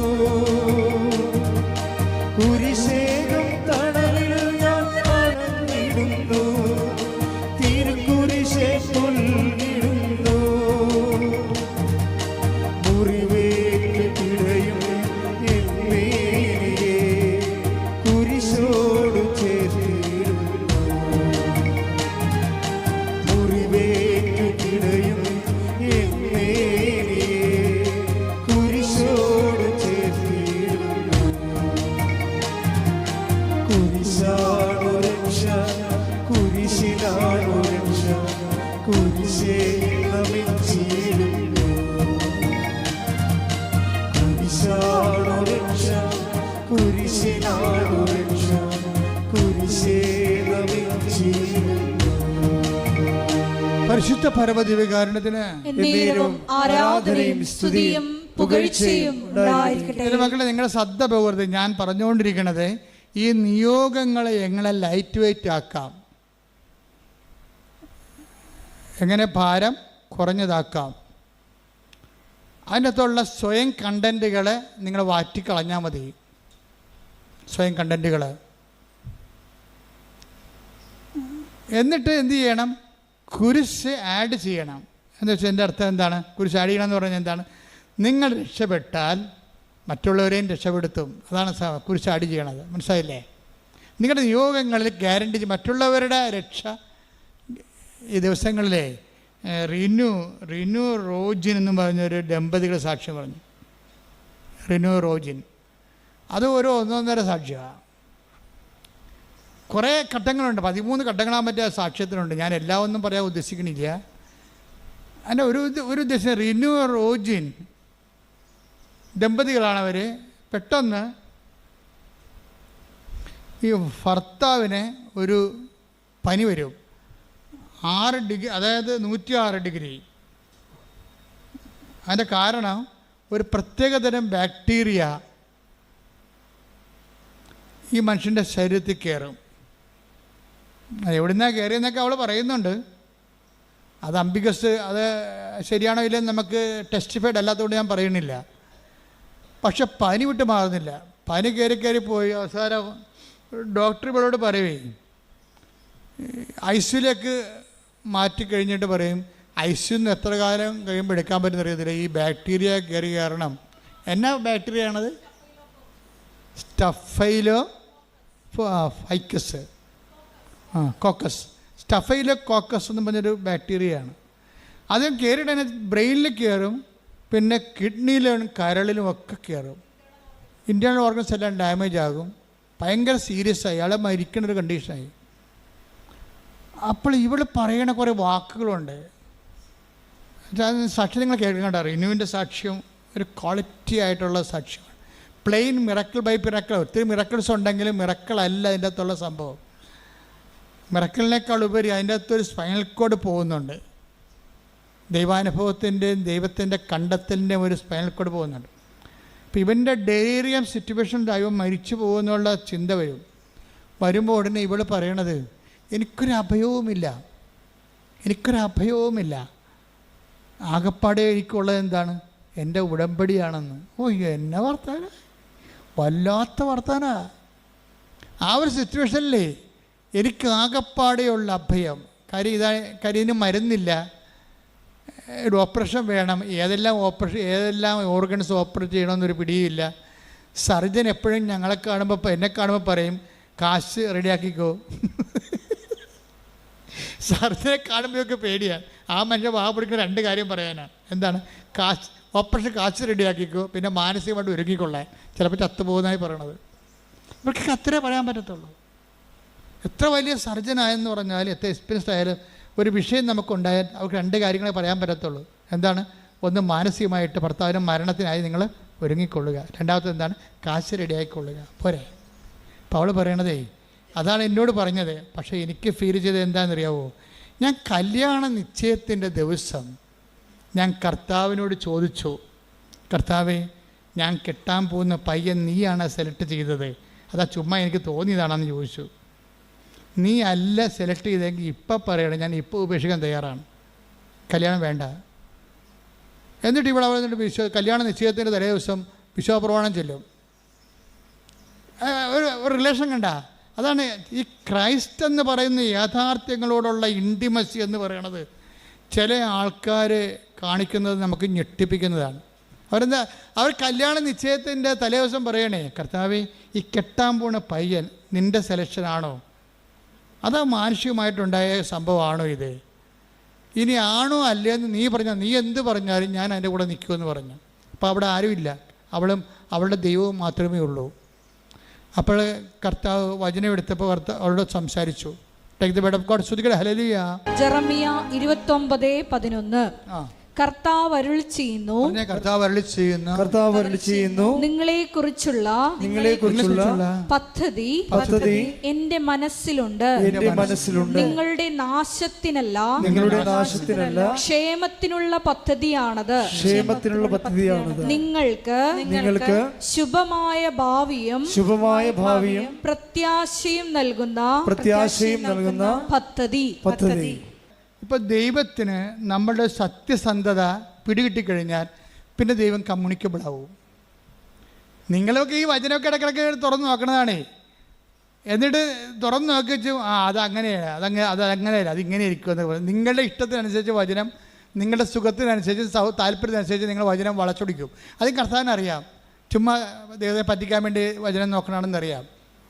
വചനം നോക്കുന്നവരെ ഒന്നൊന്നര ജപമാലയൊക്കെ ചൊല്ലി അവിടെ കുത്തിയിരുന്ന് നേരത്തെ ഒന്ന് പോയി കുമ്പസാരിച്ച് വിശുദ്ധീകരിച്ച് ദൈവത്തിന് തോന്നണം നിങ്ങൾ ദൈവത്തിൻ്റെ മനസ്സ് അറിയാൻ വേണ്ടിയാണ് എടുക്കണമെന്ന്.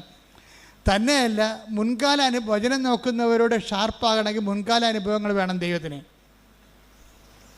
മുൻകാല അനുഭവങ്ങൾ എന്ന് പറഞ്ഞാൽ എന്താണെന്നറിയാമോ? അതായത് വചനത്തിലൂടെ സ്വപ്നത്തിലൂടെ ദൈവത്തിന് കമ്മ്യൂണിക്കേറ്റ് ചെയ്യണമെങ്കിൽ ഒരു പഞ്ഞവുമില്ല. ദൈവം ആരോടും കമ്മ്യൂണിക്കേറ്റ് ചെയ്യാൻ പ്രത്യേകിച്ച് വിദ്യാഭ്യാസം വേണ്ട. അതിനെന്താണ് എളുപ്പമെന്ന് വെച്ചാൽ നിങ്ങൾ നേരത്തെ കിട്ടിയ വചനം അനുസരിച്ചാണ് ജീവിച്ചതെന്നുള്ള ഫോർമൽ റെക്കോർഡ്സാണ് പ്രശ്നം. അത് ഭയങ്കര സീരിയസ് വിഷയമാണ്. പഴയ റെക്കോർഡ്സ് ഇല്ലേ, നിങ്ങൾ നേരത്തെയൊക്കെ വചനം എടുത്തിട്ടുള്ളതാണല്ലോ. അപ്പോഴും നിങ്ങൾ എന്നിട്ട് ആ വചനത്തിനെതിരായിട്ടായിരിക്കും ചെയ്യണത്. കർത്താവ് പറഞ്ഞ ആ സ്ഥലം എടുക്കരുതെന്ന് പറഞ്ഞു.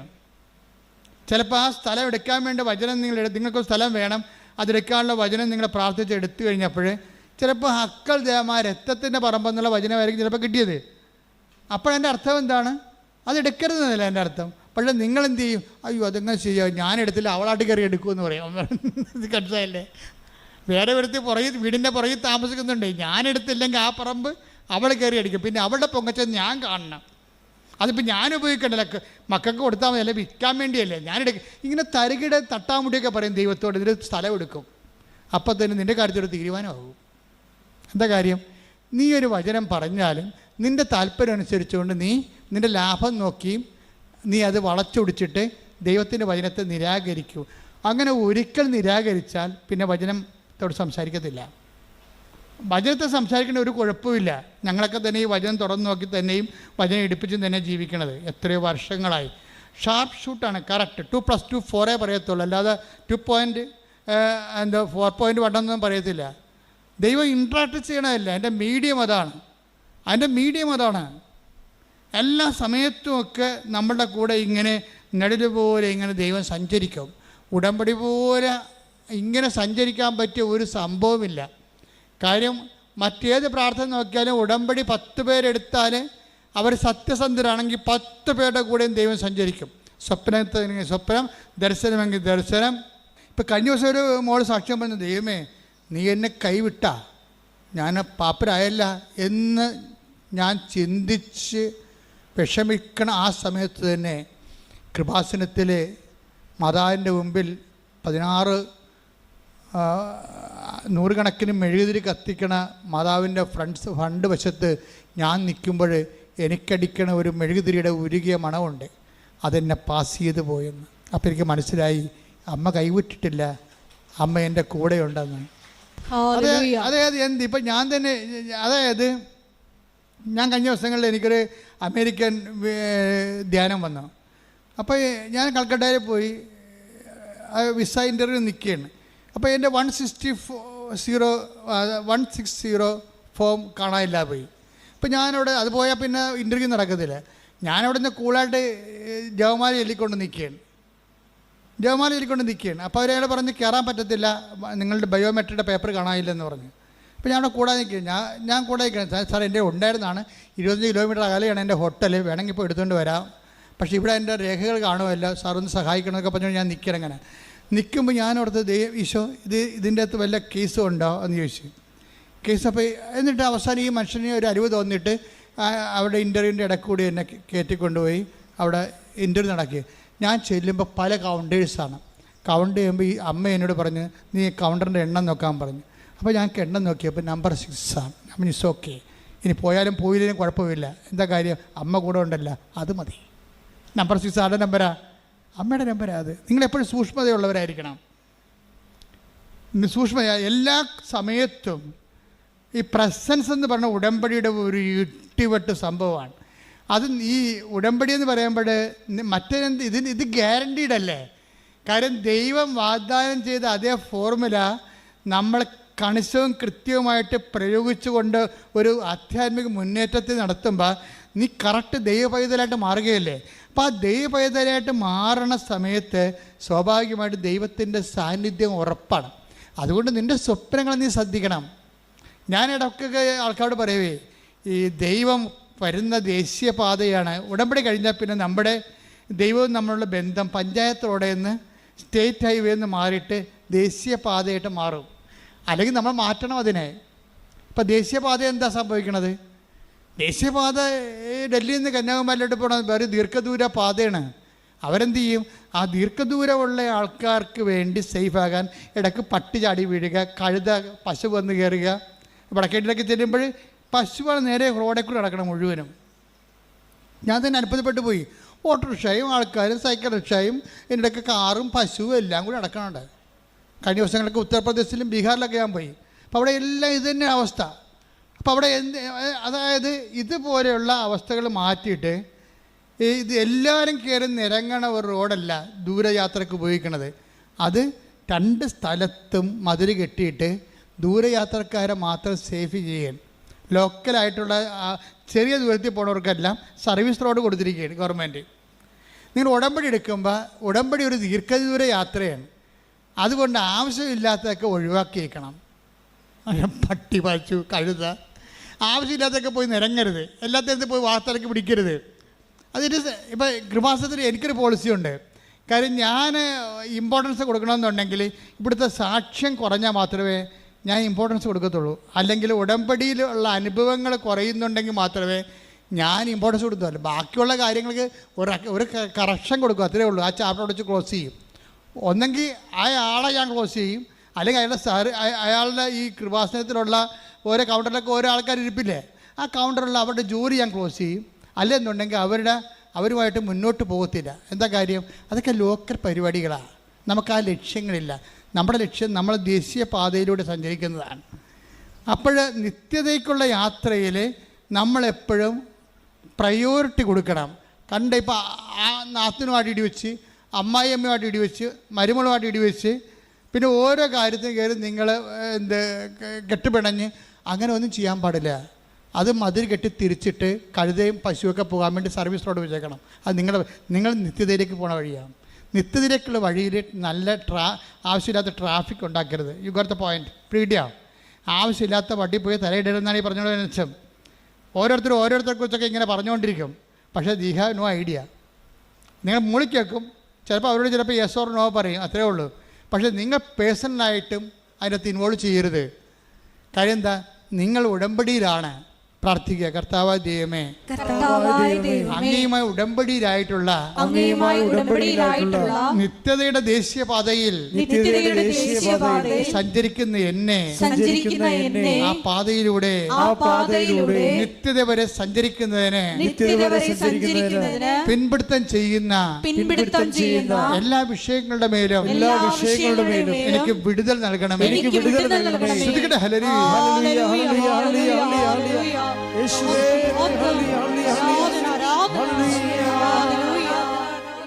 റീനോട് സർജൻ എന്താ പറയണത്? പൈസ റെഡിയാക്കി വെക്കണം. പിന്നെ എന്താണ്?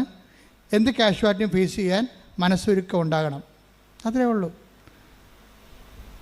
അപ്പോൾ റീനു പറയും, അത് കുഴപ്പമില്ല.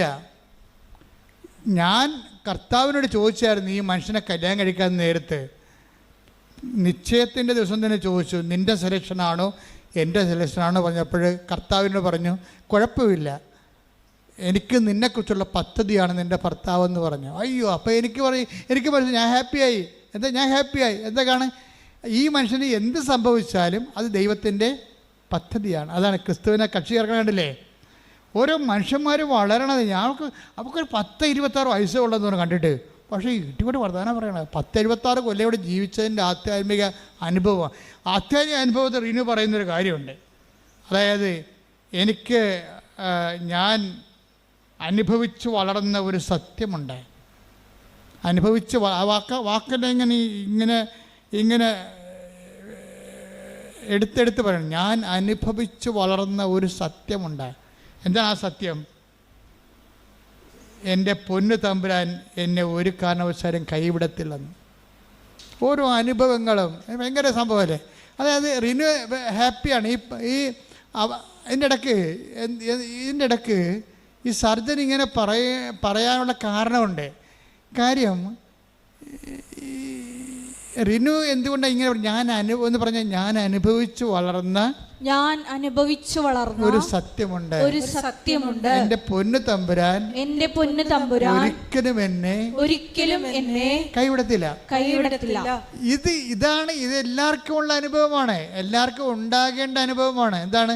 ദൈവം നിങ്ങളെ കൈവിടത്തില്ല. അത് ബൈബിളിൻ്റെ I will not abandon you at any cost എന്ന് പറയത്തില്ലേ? 13:5. ഞാൻ നിന്നെ ഒരു വിധത്തിലും അവഗണിക്കുകയോ എന്ന് പറഞ്ഞാൽ ഞാൻ നിന്നെ ഒരു വിധത്തിലും അവഗണിക്കുകയോ ഉപേക്ഷിക്കുകയോ ഇല്ല എന്ന് അവിടുന്ന് പറഞ്ഞിട്ടുണ്ടല്ലോ. അതാണ് അതിൻ്റെ വചനം. അതാണ് ഈ റിനു പറയണത്. ഞാൻ അനുഭവിച്ച് വളർന്ന ഒരു സത്യമുണ്ട്. എന്താ സത്യം? അവിടുന്ന് എന്നെ ഒരു കാരണവശാലും കൈവിടത്തില്ലെന്ന്. എന്താ ഇങ്ങനെ പറഞ്ഞാറേ? ഇങ്ങനെ പറയാൻ കാരണം ഇവളുടെ ഭർത്താവിനെ സ്കാൻ ചെയ്ത് കഴിഞ്ഞപ്പോൾ ഹൃദയത്തിൻ്റെ ധമനിയിൽ ഒരു വെജിറ്റേഷൻ. അപ്പോൾ ഡോക്ടർ പറഞ്ഞ് ഇത് ബ്ലഡ് ബ്ലോക്ക് ചെയ്യും, ഹൃദയം ഓപ്പറേറ്റ് ചെയ്യേണ്ടി വരുമെന്ന് പറഞ്ഞ്. അപ്പോൾ 1 by 1 ആയിട്ട് ഈ മനുഷ്യനെ ഇപ്പോൾ കൊണ്ടുപോയ രോഗമല്ല ഇപ്പോൾ ഉള്ളത്. ഇപ്പോൾ ഉള്ളത് ഹൃദയത്തിന് വാൽവിൻ്റെ ഉള്ളിലൊരു വെജിറ്റേഷൻ, പൂപ്പൽ ഇങ്ങനെ കൾച്ചർ ചെയ്ത് വരികയും അത് വളർന്ന് വരികയും അത് വളർന്നു വരുന്നതനുസരിച്ച് ബ്ലോക്ക് ചെയ്തുകൊണ്ടിരിക്കും. അപ്പോൾ അവൾ തന്നെ ഏതെന്ന് വെച്ച് കഴിഞ്ഞാൽ അവൾ ആശുപത്രി ചാപ്പലിൽ കയറിയിട്ട് പറഞ്ഞു ഞാൻ ഒറ്റക്കാണെന്ന് പറഞ്ഞു കർത്താവിൻ്റെ. അപ്പം ചാപ്പലിലെ മുഴുവൻ ലൈറ്റ് ഓഫായി കിടക്കിയിരുന്നു. ഞാൻ ഒറ്റക്കാണെന്ന് പറഞ്ഞപ്പോൾ അവളങ്ങനെ പറയാൻ കാരണമുണ്ട്. അവളുടെ അമ്മ ഒരിക്കൽ അവളോട് പറഞ്ഞു, കൃപാസനം പത്രം കാണിച്ചു കൊടുക്കും. എടി ഇത് കണ്ടേടി, ഈ പത്രാധിപെക്കുറിച്ച് ഈ പ്രാവശ്യം അച്ഛൻ എഴുതിയിരിക്കണ വായിച്ചേ. മോസസ് ഈജിപ്തിൽ ഫറവോനടുത്ത് പോകാൻ പറഞ്ഞപ്പോൾ മോസസ് പറഞ്ഞു ഞാൻ ഒറ്റക്കാണെന്ന് പറഞ്ഞ് ഞാൻ എങ്ങനെ പോകും? അപ്പോൾ പറഞ്ഞു ഞാൻ നിൻ്റെ കൂടെ വരുമെന്ന്. അപ്പോൾ എന്നിട്ട് ഞാനത് വ്യാഖ്യാനിച്ച് പറഞ്ഞു നമ്മൾ ഒറ്റക്കാണെങ്കിൽ ഉറപ്പായിട്ടും കർത്താവ് കൂടെ ഉണ്ടാകുമെന്ന്. അവളിപ്പോൾ ഭർത്താവിൻ്റെ ഹൃദയനാളിക്ക് പൂപ്പലടിച്ചപ്പോൾ സർജൻ ഹൃദയം ഓപ്പറേഷൻ ചെയ്യണം, അത് കാഷ്വാലിറ്റി ഉണ്ടാക്കുമെന്ന് പറഞ്ഞപ്പോൾ അവൾ പറഞ്ഞു ഞാൻ ഒറ്റക്കാണെന്ന്. അപ്പോൾ ആ ഇരുട്ടത് ചാപ്പലിൽ മങ്ങിയ വെളിച്ചത്തിൽ ഞാൻ എൻ്റെ യേശുവിനെ കണ്ടെന്ന്. ശ്രുതിക്കട്ടെ ഹല്ലേലൂയ.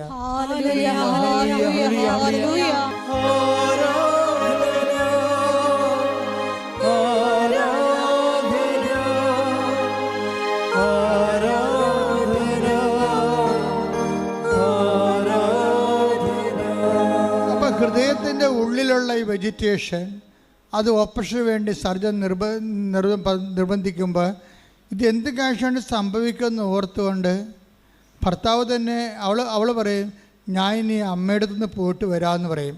അപ്പോൾ ഭർത്താവ് റോജിൻ ചോദിക്കും റിനു നിനക്ക് ഇപ്പം പോകണോ? എന്താണ് എൻ്റെ അവസ്ഥ മോശമാണ്, ചിലപ്പോൾ നീ വരുമ്പോൾ ഞാൻ ഉണ്ടായില്ലെന്ന് വരും. ആ ചോദ്യം കേൾക്കുന്നത് നമ്മളെ കണ്ടാലേ അത് മനസ്സിലാകത്തുള്ളൂ. ഇവിടെ പറയും ഞാൻ ഇനിയിപ്പോൾ ഒരു തീരുമാനത്തിൻ്റെ സമയമായില്ലേ, ഇനി ഞാൻ അമ്മയടുത്ത് പോയിട്ട് വരാമെന്ന് പറയും. അമ്മയടുത്ത് വരാൻ പോകുമ്പോൾ ഭർത്താവ് തേങ്ങും, റീനു നിനക്ക് ഇപ്പം പോകണോ എന്ന് ചോദിക്കും. അപ്പോൾ റീനു പറഞ്ഞ ഉത്തരവുണ്ട്, റോജിൻ ഞാൻ എപ്പോഴെങ്കിലും പോയപ്പോൾ നിങ്ങൾക്ക് ഗുണമല്ലാതെ ദോഷം വന്നിട്ടുണ്ടോയെന്ന് ചോദിക്കും. അപ്പോൾ എന്നാൽ നീ പോകാൻ പറയും. ഇവിടെ പോയിട്ട് തിരിച്ചു ചെല്ലുമ്പോൾ ഈ വെജിറ്റേഷൻ കാണാനില്ലെന്ന് ഡോക്ടർ പറയും. അതാണ് റിന്യൂ പറയണത്. ഞാൻ അനുഭവിച്ച് വളർന്ന ഒരു സത്യമുണ്ട്. എന്താണ്? ഞാൻ അനുഭവിച്ച് വളർന്ന ഒരു സത്യമുണ്ട്. എന്താണ്? എൻ്റെ ദൈവം ഒരിക്കലും എന്നെ ഉപേക്ഷിക്കത്തില്ല. ഇത് നമ്മളെല്ലാവരും അനുഭവിച്ച് വളരേണ്ട സത്യമാണ്. ഈ ഉടമ്പടി നിന്നോട് പറഞ്ഞ എന്താ? ഉടമ്പടി ആക്കിയതിൻ്റെ കാര്യം എന്താണ്? ബയലാറ്ററൽ എഗ്രിമെൻറ്റിലൂടെ നിൻ്റെ കർത്താവിൻ്റെ കരങ്ങൾ നിന്നെ പിടിപ്പിക്കാൻ വേണ്ടി തന്നെയാണ്. നിങ്ങൾ ഒരുമിച്ചല്ലേ ഇനി യാത്ര വരണ ദൈവവുമായിട്ട്. ആ ഒരുമിച്ച് യാത്രയാകാൻ വേണ്ടിയാണ് നിങ്ങളോട് പല സമയത്തും ദൈവത്തിൻ്റെ സാന്നിധ്യത്തിൻ്റെ ഒരു അറ്റ്മോസ്ഫിയറും ആംബിയൻസും ക്രിയേറ്റ് ചെയ്യാൻ വേണ്ടിയാണ് അവൻ പറയണ പോലെ നമ്മൾ ചെയ്യണത്. പിടികിട്ടിയ? അത് നിങ്ങൾ മനസ്സിലാക്കണം. ഈ ആംബിയൻസ് ആൻഡ് അറ്റ്മോസ്ഫിയർക്ക് നമ്മൾ ദൈവത്തിൻ്റെ സാന്നിധ്യം ഗ്യാരണ്ടി ചെയ്യണ ഒരു ആംബിയൻസ്, ഒരു അറ്റ്മോസ്ഫിയർ, ഒരു സാഹചര്യം, ഒരു കാലാവസ്ഥ നമ്മൾ രൂപപ്പെടുത്തിയെടുക്കുന്നതിൻ്റെ ഉദ്ദേശം എന്താ? അതുകൊണ്ടാണ് ഈ റിന്യൂ പറയവേ, എൻ്റെ ഭർത്താവ് ഇങ്ങനെ മരണത്തോട് നോക്കി നിൽക്കുമ്പോഴും എൻ്റെ മനസ്സിൽ ഞാൻ കർത്താവിന് പറയും, കർത്താവേ, കല്യാണ നിശ്ചയത്തിൻ്റെ തലേ ദിവസം ഞാൻ നിന്നോട് ചോദിച്ചതല്ലേ നിൻ്റെ സെലക്ഷനാണോ എന്ന്. അപ്പോൾ നീ പറഞ്ഞില്ലേ നിൻ്റെ പദ്ധതിയാണെന്ന്. അപ്പോൾ എനിക്ക് പ്രശ്നമില്ല, എന്തെങ്കിലും വന്നാൽ നീ നോക്കിക്കൊള്ളുമല്ല. എന്നിട്ട് ഇന്നും അതിനെ കൺക്ലൂഡ് ചെയ്യുന്ന രീതിയുണ്ട്. വൺസ് നമ്മൾ ദൈവത്തിൻ്റെ ഇഷ്ടമാണ് എടുത്തതെങ്കിൽ പിന്നെ നമുക്ക് ധൈര്യമായിട്ട് ജീവിക്കാവുന്ന എല്ലാ വിഷയങ്ങളും നമ്മൾ ദൈവത്തിൻ്റെ ഇഷ്ടമാണ് എടുത്തതെങ്കിൽ എല്ലാ വിഷയത്തിലും നമുക്കൊരു ഇഷ്ടമുണ്ടാകും. കാര്യം അതെല്ലാം കമ്പാരിറ്റീവായിട്ടുള്ള ഇഷ്ടമാണ്. മറ്റുള്ളവരുടെ ഓരോ കാര്യം കണ്ടിട്ടാണ് നമ്മൾ അതുപോലെയൊക്കെ ആകാൻ വേണ്ടി ശ്വാസം പിടിച്ച് നടക്കണത്. അല്ല, നമ്മളെ സംബന്ധിച്ചിടത്തോളം എനിക്ക് നിന്നെക്കുറിച്ച് പദ്ധതി ഉണ്ടെന്നല്ല, അല്ല എല്ലാവരെയും കുറിച്ചുള്ള പദ്ധതിയും ഒരു കളക്റ്റീവായിട്ടുള്ള പദ്ധതി അല്ല, ഒരു പേഴ്സണലായിട്ടുള്ള പ്രോജക്റ്റാണ്, ഒരു കളക്റ്റീവ് പ്രോജക്റ്റ് അല്ല. എനിക്ക് നിന്നെക്കുറിച്ചൊരു പദ്ധതിയുണ്ട്. അപ്പോൾ ചിലപ്പോൾ നിൻ്റെ അനിയത്തിക്കുള്ള പദ്ധതി ആയിരിക്കത്തില്ല നിനക്കുണ്ട പദ്ധതി. അതെപ്പോഴും നിങ്ങൾ മനസ്സിലാക്കണം. അനിയത്തിക്ക് എന്താ ഒരു കുഴപ്പമില്ല, നീ ഇപ്പോഴും കല്യാണം കഴിച്ചിട്ടില്ല, നീ ചേടത്തിയാണ്. അനിയത്തി ഒരുത്തന്നെ അവൾക്ക് 18 ഈ 19 വയസ്സായപ്പോൾ തന്നെ അവൾ ലൈനടിച്ച് കല്യാണം കഴിച്ചു. അവൾ ആ കൊല്ലം തന്നെ പ്രഗ്നൻ്റായി. ഇപ്പോൾ എന്താ നീ എന്ത് പറ്റി? നീ ഇപ്പോഴും കല്യാണം കഴിച്ചിട്ടില്ല, പ്രഗ്നൻ്റ് വരെ, നീ ചേടത്തിയാണ്. നീ എന്ന കുഞ്ഞുനാൾ തൊട്ട് മാതാവിൻ്റെ ദൈവത്തിന് മാറാതെ നടക്കുന്ന ആളാണ്. കണ്ടില്ലേ അനുഭവങ്ങൾ? എന്തെങ്കിലും ദൈവത്തിൽ നേടിയെടുക്കാനുള്ള ഭൗതികമായ ലക്ഷ്യങ്ങൾ വെച്ചുകൊണ്ട് നീ ദൈവത്തെ ലക്ഷ്യം വെച്ചാൽ ദൈവത്തെ നിനക്ക് നഷ്ടപ്പെട്ടിരിക്കും. എന്താ കാര്യം? ദൈവത്തിൻ്റെ പദ്ധതി, ചേടത്തിക്കൊരു പദ്ധതി ഉണ്ടാകും, അനിയത്തിക്ക് പദ്ധതി വേറെ ആയിരിക്കും. അതുകൊണ്ടാണ് പറയണത് 29:11 എനിക്ക് നിന്നെക്കുറിച്ച് പദ്ധതി ഉണ്ടല്ല, നിങ്ങളെക്കുറിച്ച് കുടുംബത്തിൽ മൊത്തം പദ്ധതി ഉണ്ടെന്നല്ല, ചില പദ്ധതികൾ പേഴ്സണലാണ്. പ്രാർത്ഥിക്കുക, കർത്താവായ ദൈവമേ, എൻ്റെ ജീവിതത്തിന്റെ അനുഭവങ്ങളെ മറ്റുള്ളവരുമായി താരതമ്യം ചെയ്യാതെ അത് ദൈവവും ഞാനും തമ്മിലുള്ള നിത്യരക്ഷയെ അവലംബമാക്കുന്ന ദൈവത്തിന്റെ സ്വകാര്യ സ്നേഹത്തിന്റെ പദ്ധതിയാണെന്ന് വിവേചിച്ച് മനസ്സിലാക്കാൻ എനിക്ക് പ്രത്യേക അഭിഷേകം നൽകണമേ. ശ്രദ്ധിക്കണേ.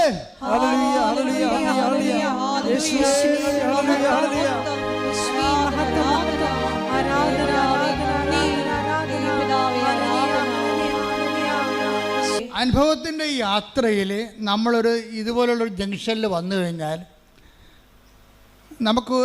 നമ്മൾ അഭിമുഖീകരിക്കേണ്ടി വരുന്ന ഒരു യാഥാർത്ഥ്യം എന്ന് പറയണത്, നമ്മുടെ അപേക്ഷയും ആവശ്യവും ചില സമയത്ത് രണ്ടായിരിക്കും.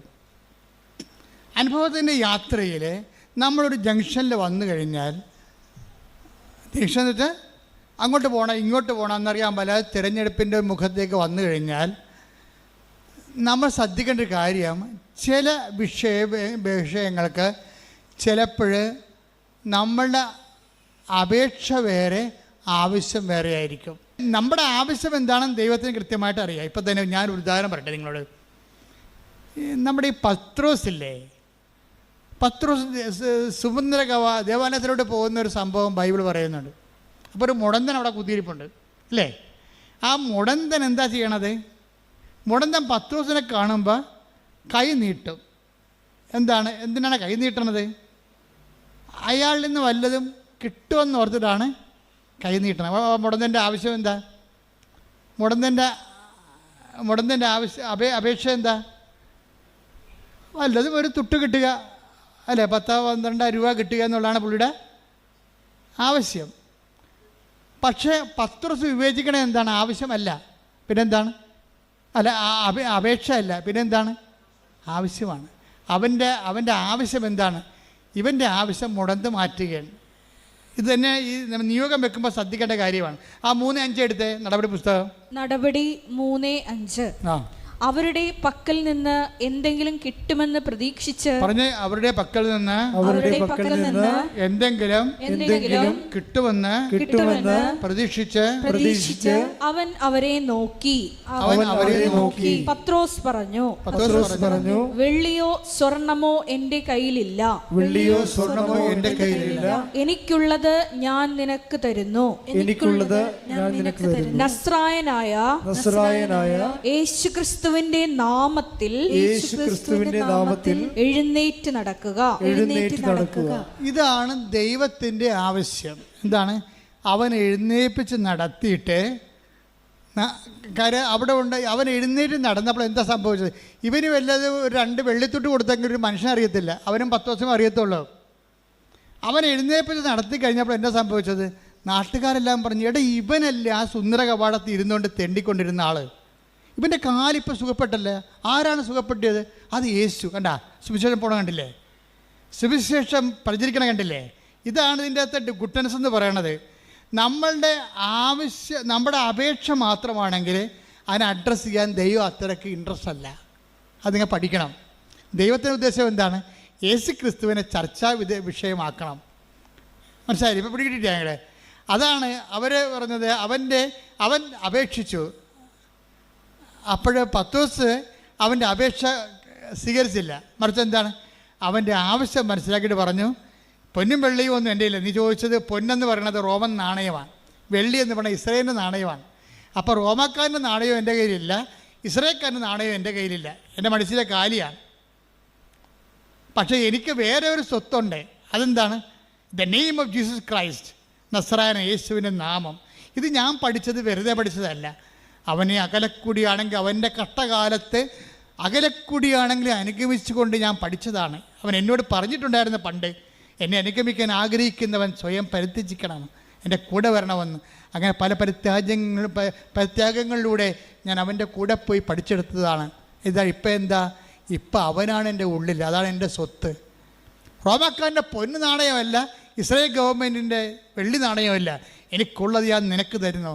Stand up in the name of Jesus Christ. കർത്താവിൻ്റെ നാമത്തിൽ നീ എഴുന്നേറ്റ് നടക്കാൻ പറഞ്ഞപ്പോൾ അവൻ ചാടി എഴുന്നേറ്റ്. അവരെ കണ്ടവരെല്ലാം പറഞ്ഞു, ഇവനല്ലേ അവിടെ സുന്ദര കവാടത്തിൽ എത്ര വർഷമായി അവിടെ കുത്തിയിരുന്ന് തെണ്ടിയത്. ഇപ്പോൾ എനിക്ക് സുഖം പ്രാപിച്ചു. അവനെ കർത്താവ് സുഖപ്പെടുത്തി. എൻ്റെ ദൈവമേ, നിൻ്റെ അപേക്ഷകളെക്കാളും നിൻ്റെ ആവശ്യങ്ങൾ പരിഗണിക്കുന്ന ഒരു ദൈവത്തിൻ്റെ മുമ്പിൽ സാക്ഷിയാകാൻ നീ തയ്യാറായാൽ നിന്റെ ഉടമ്പടി ഇന്ന് ക്രാക്കാകും. കൈയടിക്കട്ടെ, ശ്രുതികടാലേ.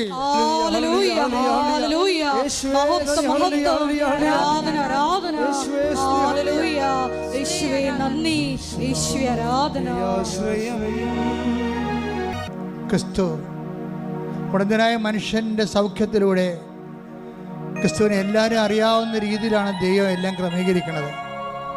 അല്ല, നിൻ്റെ സ്വകാര്യമായൊരു വിഷയം സ്വകാര്യമായി പരിഗണിക്കുകയല്ല. നിൻ്റെ അപേക്ഷയേക്കാൾ ഉപരി നിൻ്റെ ആവശ്യത്തിനാണ് ദൈവം പ്രാധാന്യം കൊടുക്കുന്നത്. അതുകൊണ്ടാണ് 6:33 പറയണത്, നിൻ്റെ ആവശ്യം എന്തെന്ന് സ്വർഗസ്ഥനായ പിതാവ് അറിയുന്നു. നീ ആദ്യം ദൈവരാജ്യവും അതിൻ്റെ നീതിയും അന്വേഷിക്കുക. ബാക്കിയുള്ളതെല്ലാം, നിൻ്റെ ആവശ്യങ്ങളെല്ലാം, നിൻ്റെ അപേക്ഷകളെല്ലാം ദൈവം ചേർത്ത് നൽകുന്നതാണ്. കർത്താവേ, നിന്റെ ഉന്നതമായ നാമത്തിന് സ്തോത്രം ചെയ്യുന്നു. കർത്താവേ, അങ്ങയുടെ മക്കൾ, അങ്ങയുടെ അവകാശം ഓഹരിയുമാകുന്ന മക്കൾ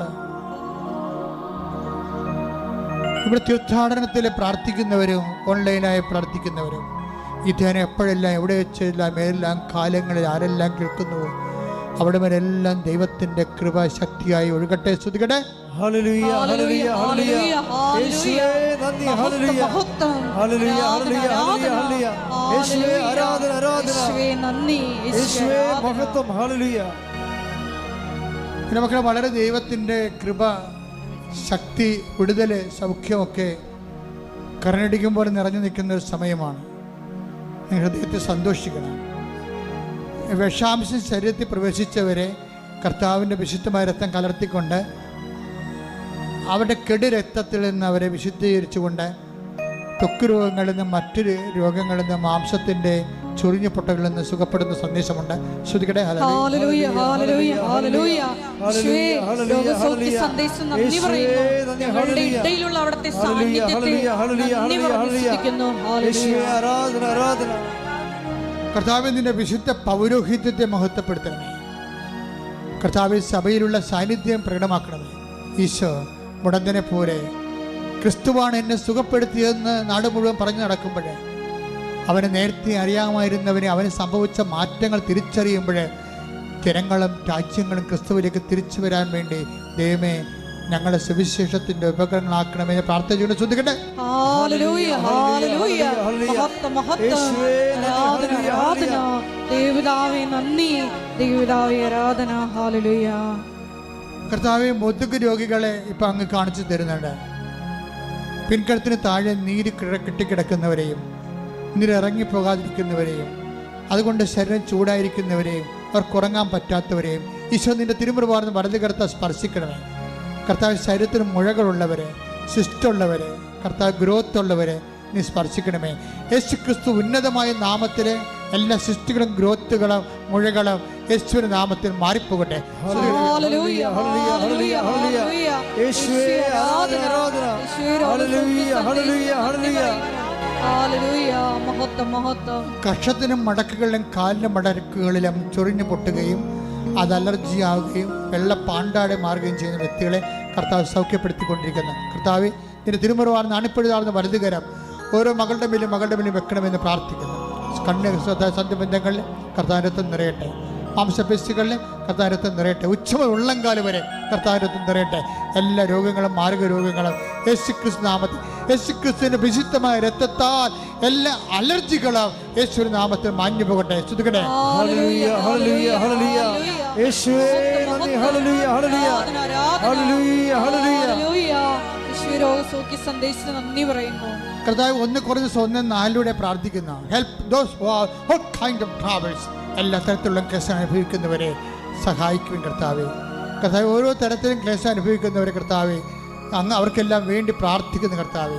അമ്മയെ പരിശുദ്ധമ്മ കൃപാസനത്താറെ ജീവനോടെ പ്രത്യക്ഷപ്പെടുക. ആ പ്രത്യക്ഷത്തിന് സ്ഥിരീകരണത്തിനായി ആയിരക്കണക്കിന് ആരാധന നടത്തിയ ആരാധന സന്നിധാനത്തിൽ നിന്ന് യേശു ക്രിസ്തു നാമത്തെ കൽപ്പിക്കുന്ന മാരക രോഗങ്ങള്, തീരാവേദികള്, ജീവിത ദുരിതങ്ങള് യേശു നാമത്തിൽ മാറിപ്പോകട്ടെ.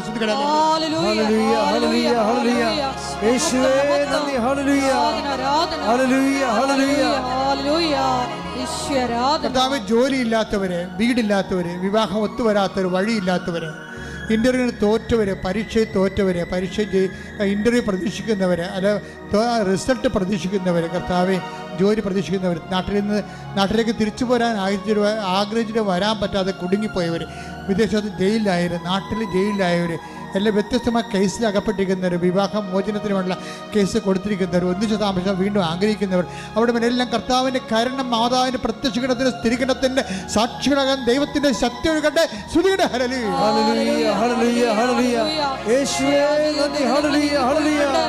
കർത്താവേ, നിന്റെ വിശുദ്ധ പൗരോഹിത്യത്തെ മഹത്വപ്പെടുത്തണമേ.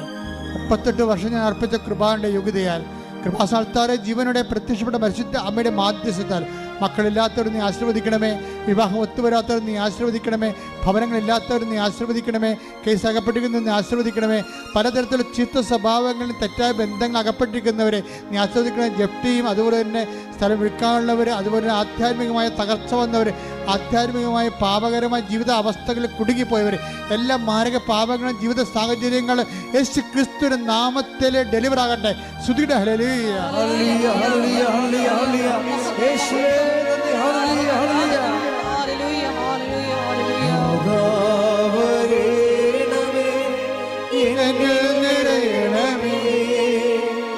നാദാവരേണമേ സൗഖ്യം നൽകണമേ. നാഥാവരണമേ. നാദാവരേണമേ എന്നിൽ നിറയണമേ. നാദാവരേണമേ സൗഖ്യം നൽകണമേ. സന്തോഷത്തോടെ മുട്ട നിൽക്കുക, കരയൊന്നും വേണ്ട. മാതാവ് ജീവനോടെ പ്രത്യക്ഷപ്പെട്ടിട്ട് ദുരന്തമുണ്ടാകുമ്പോൾ പ്രാർത്ഥിക്കണമെന്ന് ആവശ്യപ്പെട്ടുകൊണ്ട് ആ പ്രാർത്ഥനയുടെ ബലമായി, പ്രാർത്ഥനയുടെ ഭാഗമായി ഉടമ്പടി നൽകിയിട്ടുണ്ടെങ്കിൽ നമ്മളെ കരയാതിരിക്കാൻ വേണ്ടി തന്നെയാണ്.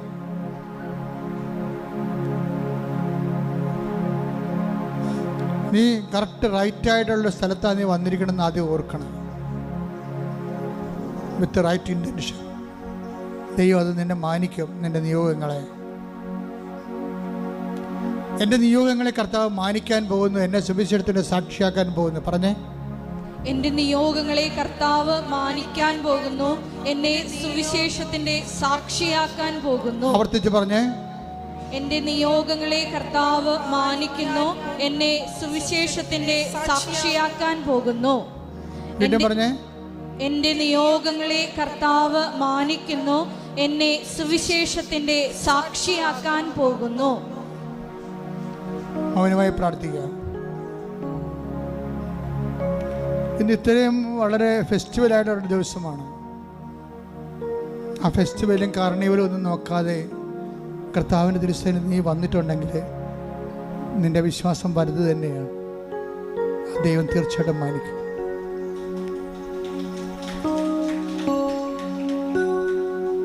കർത്താവിനെ തന്നെ നോക്കുക. കർത്താവ്, അങ്ങയുടെ അവകാശവും അങ്ങയുടെ ഓഹരിയുമാകുന്ന മക്കള് മുടന്തം പത്വത്തിനെ സൂക്ഷിച്ച് നോക്കിയ പോലെ അങ്ങയെ സൂക്ഷിച്ച് നോക്കുകയാണ്.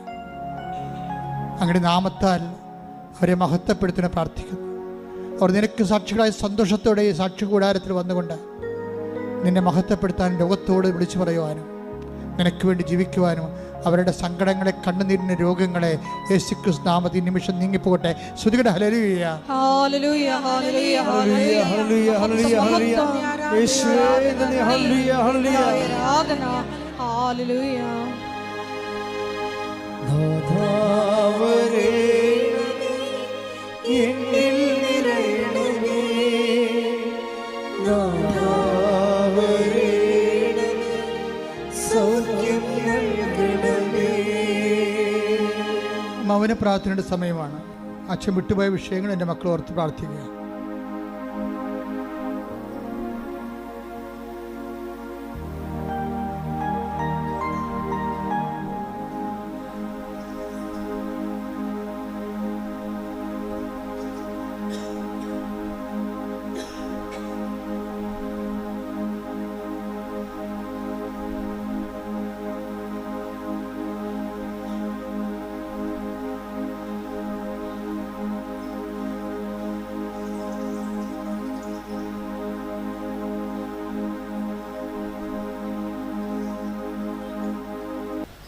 സമാപന ആശീർവാദമാണ്. ഒരിക്കൽ കൂടി മരിയൻ ഉടമ്പടിയിൽ സമർപ്പിച്ചിരിക്കുന്ന എല്ലാ വിഷയങ്ങളും, നമ്മുടെ ജീവിതത്തെ നൊമ്പരപ്പെടുത്തുന്ന എല്ലാ വിഷയങ്ങളും ദൈവമാതാവിൻ്റെ മധ്യസ്ഥതയിൽ ദിവ്യകാരുണ്യ സന്നിധിയിൽ സമർപ്പിച്ചുകൊണ്ട് നമുക്കൊരു നിമിഷം മൗനമായിട്ട് പ്രാർത്ഥിക്കാം. തിരുവചനത്തിലൂടെ നമ്മൾ ശ്രവിച്ചതുപോലെ, എന്നെ അനുഗമിക്കുവാൻ ആഗ്രഹിക്കുന്നവൻ സ്വയം പരിത്യജിച്ച് തൻ്റെ കുരിശുമെടുത്ത് എൻ്റെ പിന്നാലെ വരാൻ കൽപ്പിച്ച ഈശോയെ, ഞങ്ങളുടെ സ്വയത്തെ ഉപേക്ഷിച്ച് നിന്റെ ഹിതം മാത്രം തേടി മുന്നേറുവാൻ ഈ ആരാധനയിലൂടെ ഞങ്ങളെ അഭിഷേകം ചെയ്യണമേ എന്ന് പ്രാർത്ഥിക്കുന്നു. അകലെയായി നിന്നെ അനുഗമിച്ച പത്രോസിന് അവസാന നിമിഷം വരെ സ്വർഗീയ വെളിപാടുകൾ നൽകി ഈശോയെ, നിന്റെ സഭ പടുത്തുയർത്തിയ ആ വലിയ കാരുണ്യത്തിന് മുമ്പിൽ ഞങ്ങൾ സ്തോത്രം ചെയ്ത് ഞങ്ങളെയും ഈശോയെ ലോകത്തിന് കൊടുക്കുവാൻ പ്രാപ്തരാക്കണമേ എന്ന് പ്രാർത്ഥിച്ചുകൊണ്ട് ശിരസ് നമിച്ച് നമുക്ക് ദിവ്യകാരുണ്യ നാഥൻ്റെ ആശീർവാദം സ്വീകരിക്കാം.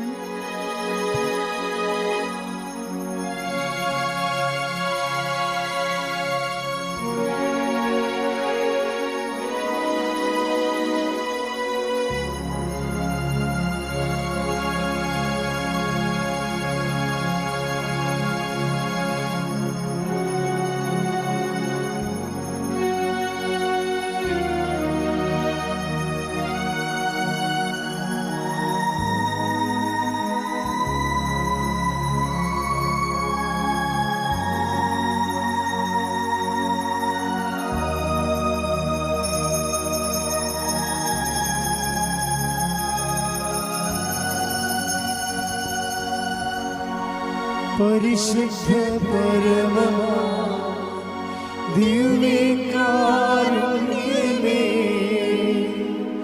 എന്നുമെന്നും അങ്ങേക്ക് ആരാധന.